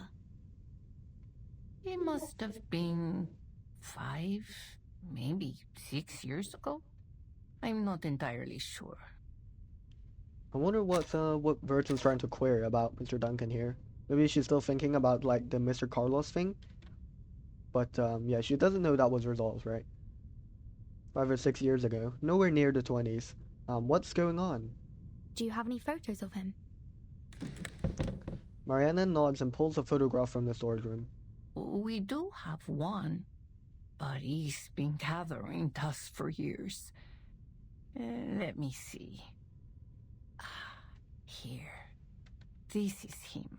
I don't like where this is going. I thought like that Mr. Carlos and Mr. Duncan thing got resolved, but I don't like where this is going though.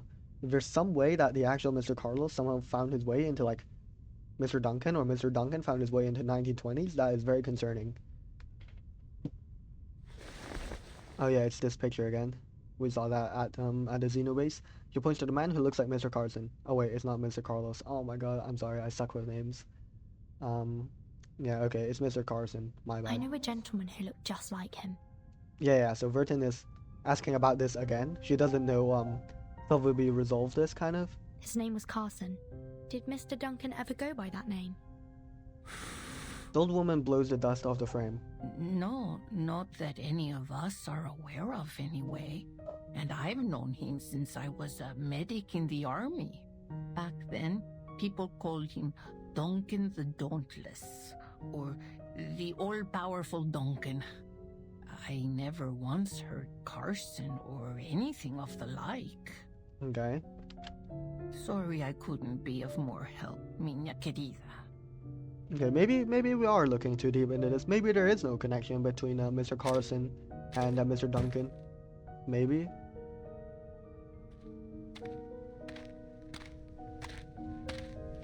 It seems an in-person meeting with Mr. Duncan is in order. As they head outside, black flashes across their vision as a crow swoops down from above.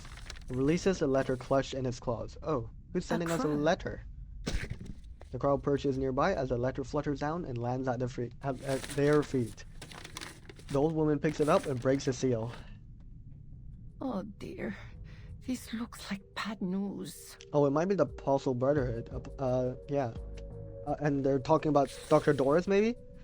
That is the most Manus Vindicte coded envelope I've seen. Yeah. It's a clearly written ransom note, signed Santos. Dr. Doris is being held captive in the Colonel's manor. That's not good. He's given us 3 days. He says that if Xeno doesn't return the deserters they detained, he'll execute the doctor. Ooh. That's not good, innit? That's not good. Amai Mariana, please contact Admiral Eagle. We need Xeno's help. This is not good. Things are happening. Damn. Alright, to be continued. Let's do one more part. Yeah, I can't believe they're Holding the doctor for hostage. Terrible stuff. Where's this trace? There we go. Urgent need for counseling. He needs counseling, and whoever counsels him will also need it too. Who is this? Interrogation record SF1. Okay.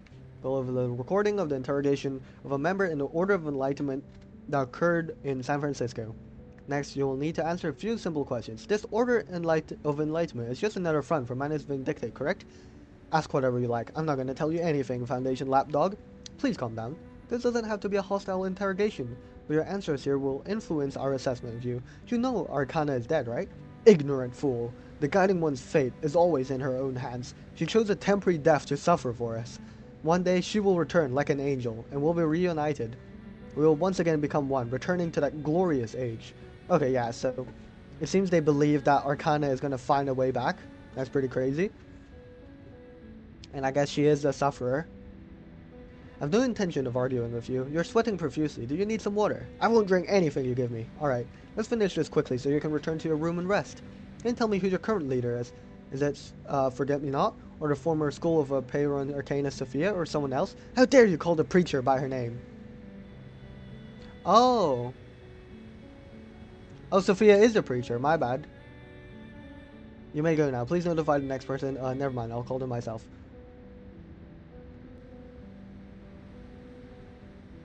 Okay, so it's not, it isn't, Matilda's mom. I do wonder what happened to Matilda's mom then. I can't believe my theory was debunked so easily. Sophia. I guess Sophia is the leader for now? I guess. It seems like it, potentially. Damn, that's one quick promotion for Sophia. Alright. The Sleepless Man. Let's wrap up this episode. Still though, what happened to Matilda's mom?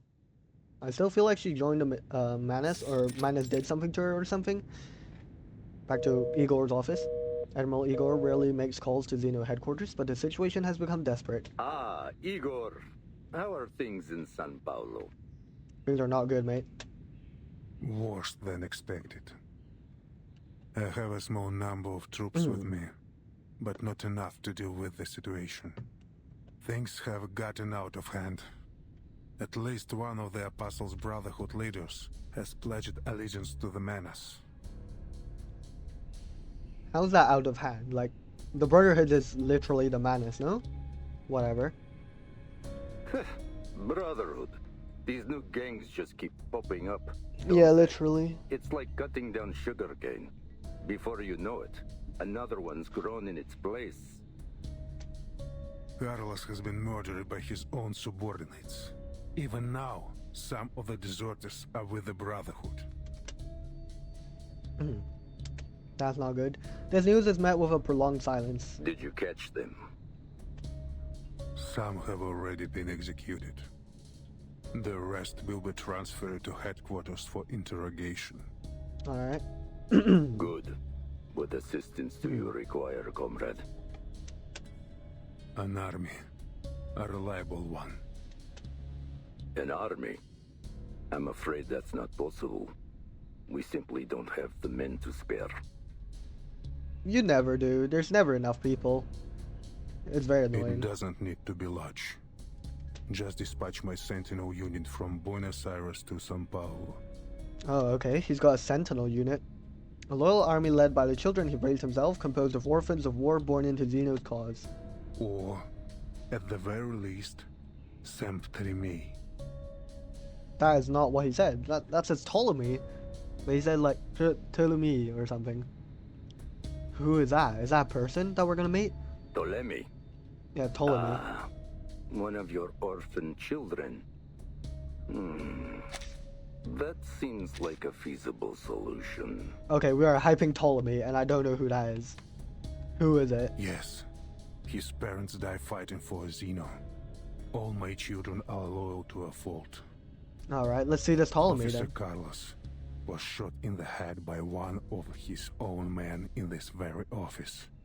I need soldiers I can trust. Ah, so the fearless Igor is afraid of death after all. An officer was killed by his own soldiers at his own base. This is an immense stain on Xenos' honor. How little honor they have left. Igor clings to it like a leaf to a tree in winter. Indeed. If everything goes according to plan, you'll see your unit shortly. Alright. We are hyping up Ptolemy. Let's see what he's about. Hopefully, within this chapter. It's just a matter of time. I know Moldir is still looking for the culprits of the tower, right? The Admiral tosses the dice in his hand, up and down, up and down. It receives the same oracle, the same answer, like the inscription on the Behestan monument. It is eternal, unchanging. His heart is a hanging lyre gently plucked. An ancient verse rises in the old Admiral's memory. Dark omens, ill prophecies, it is all whispered from his lips. That's not good, innit? That's not great. What's his music? Я видел ястреба, что гнался за голубкой, и бога солнца, который туго натягивал свою золотую тетиву. Я наблюдал, как приветствовали деревянного коня на наших землях, и как из священного фонтана текла кровь птенцов. Да, но человек с решительным умом и гордостью знает, что его город выстоит, его стены будут крепки, и он будет непоколебим, как ядро земли. Какой грех! Жребий брошен. Белый саван покроет его, и он будет окутан мраком.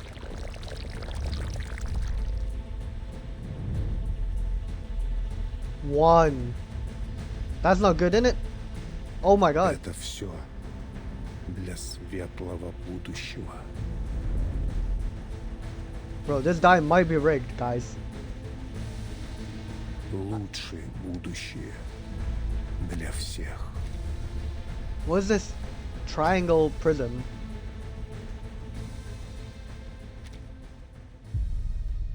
What the hell is he planning? That's crazy. He just spent like the entire part like aura farming. That's pretty base. Yeah, that's fire. On this rain soaked night, this is the only answer. I don't know what he's trying to do, but it seems like something drastic. And dark omens and ill prophecies is not good.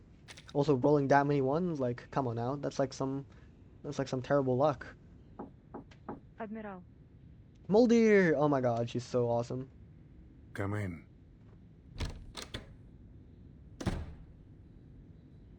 Yesterday, we received word from the Timekeeper that Dr. Doris has been abducted by the Apostles' Brotherhood. Yesterday, okay. She should be coordinating with Lopera to set up a rescue operation as we speak.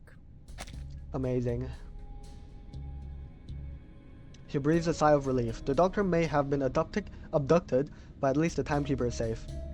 Also, that girl who escaped, Kimberly, is with the Timekeeper. She claims that she was released. Just play along with her lie. There is no need to tell Opera the truth. The Brotherhood has demanded that we exchange the detained deserters for the doctor. Forgive me for issuing instructions without your consent, but if we refuse or ignore them, I'm afraid they'll...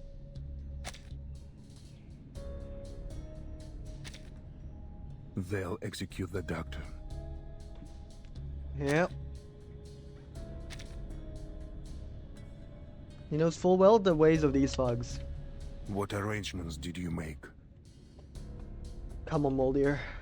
Moldir tenses up a little, unsure of how her father will react to her decision.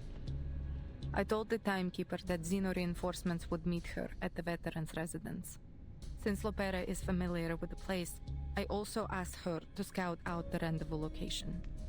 And yes, I played along with Kimberly's lie.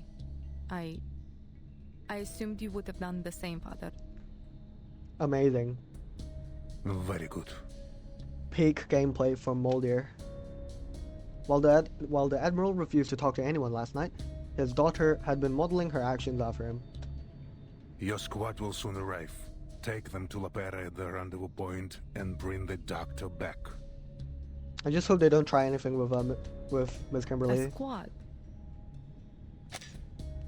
That's right. Ptolemy is here. I don't know who he is, but we're hyping him up. Okay, wait, let me hype him up as well. Okay, so Ptolemy, I've heard that name from somewhere before. He's like the GOAT, okay? Like, he like defeats everyone, okay? Like, he's the best Xeno commander or whatever. And like, he like, oh, wait till you see him, okay? Ptolemy, he like slices bullets with like a knife, okay? And like every time he shoots, it ricochets between his targets, and like he kills 10 people with one bullet, okay? Ptolemy is no joke. He is the greatest Xeno officer to ever exist. And Moldir, just till you see the power of Ptolemy, okay? The Admiral gazes out the window.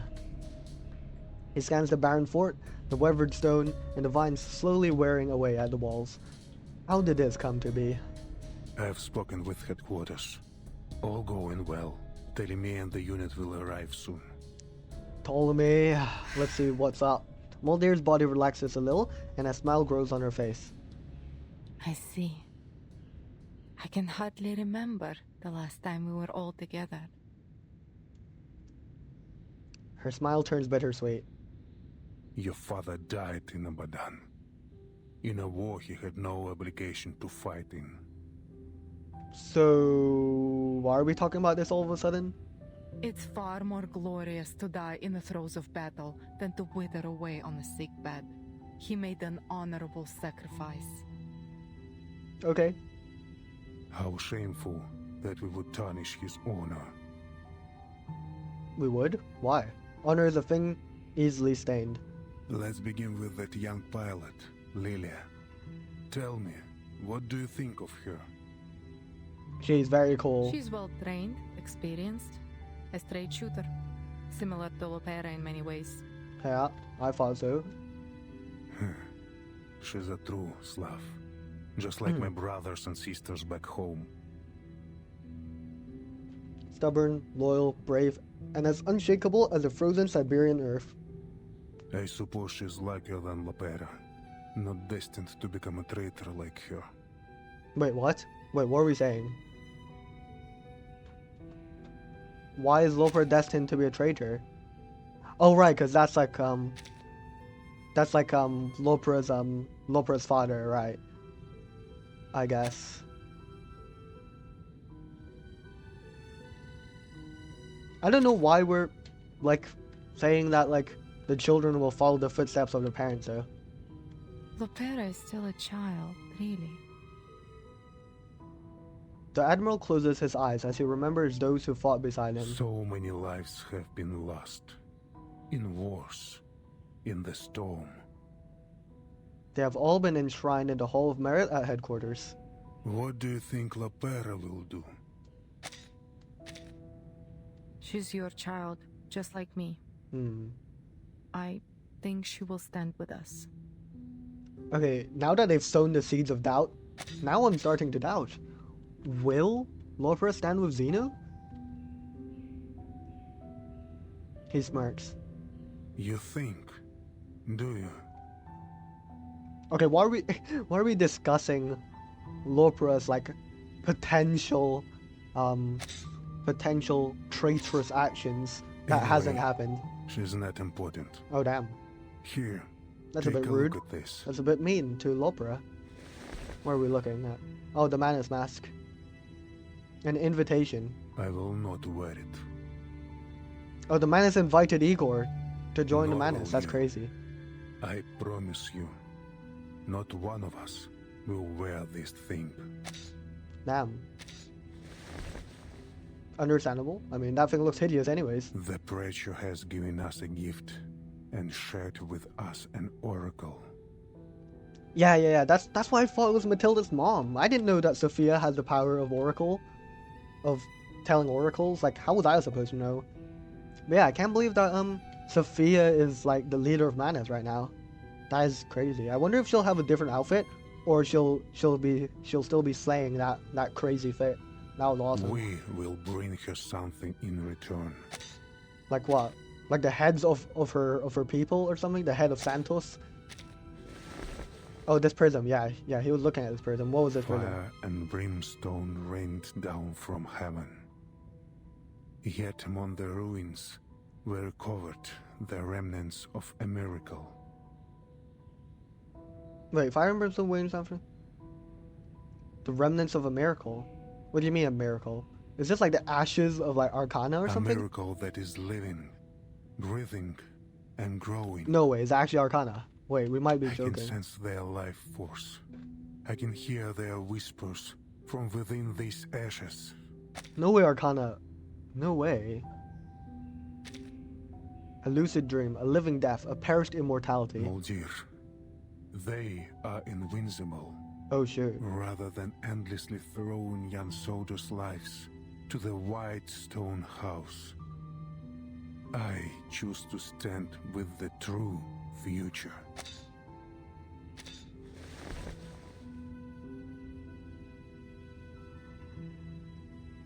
I will always stand with you, Father.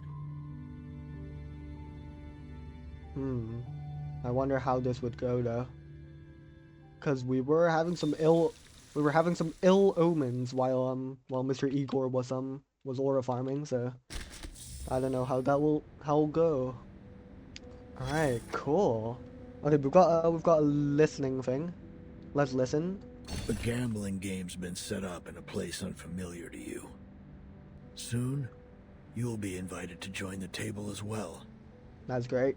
I mean, I'm largely lucky, you know? I think I'm pretty lucky most of the time. Give me more details. You seem to have grown quite assertive.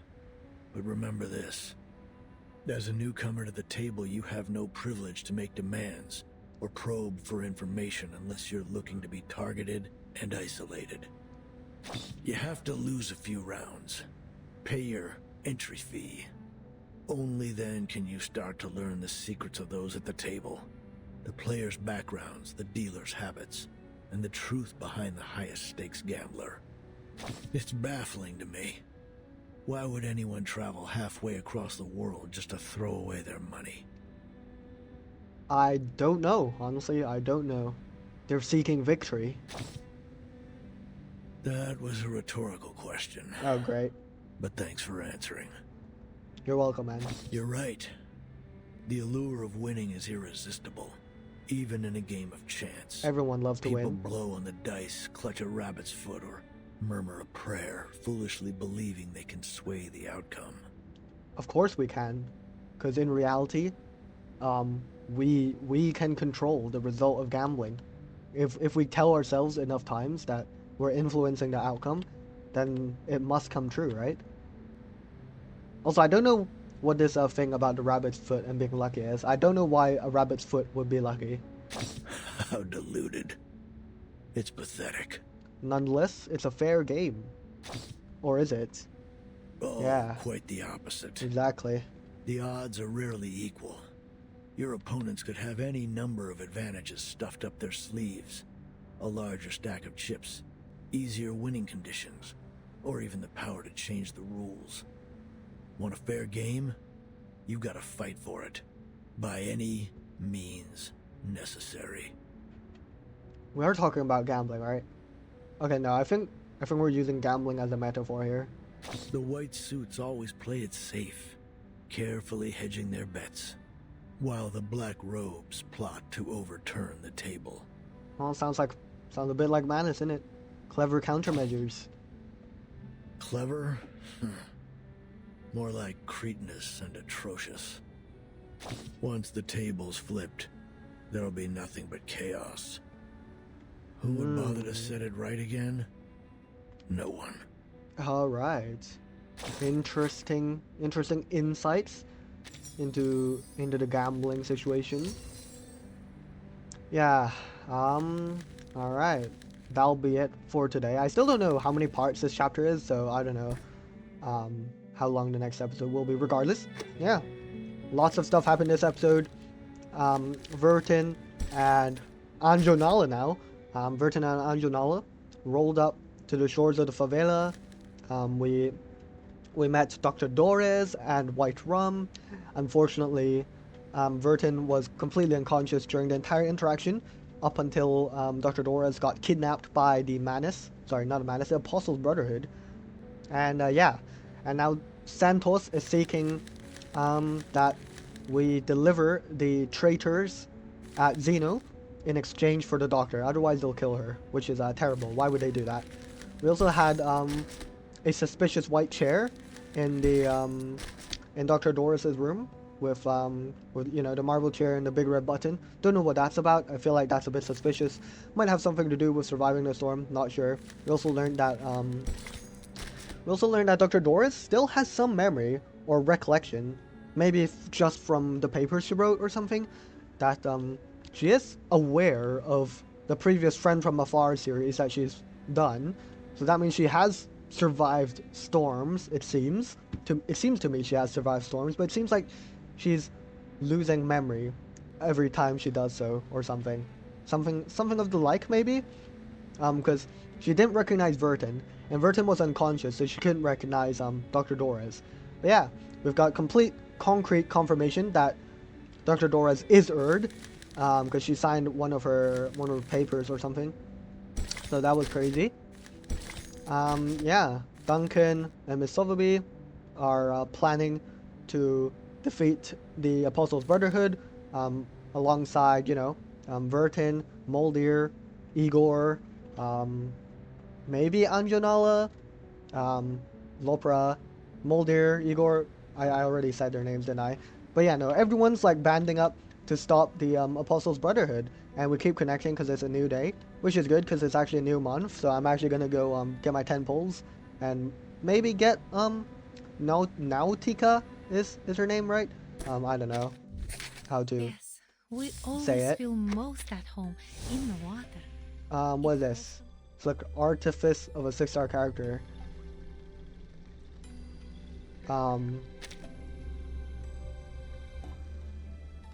Yes, I believe I wanted a Flutter page copy, so I'm gonna do that. Flutter page, yes, that's correct. Welcome to the team again, Flutter page.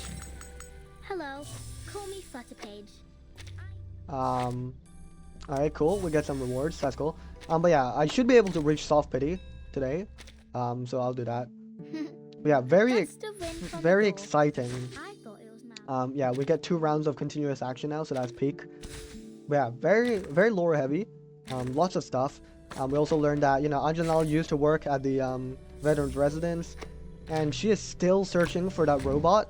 I don't know when she'll find it, because I don't know where it's gone. But yeah, I would guess that Manus still has it for now, I guess. Oh wait, we've got Lucy rerun? That's crazy. Unfortunately, I won't be able to get it. Oh, look at that. A little glimpse of Sophia's awesome outfit. Her awesome Manus outfit.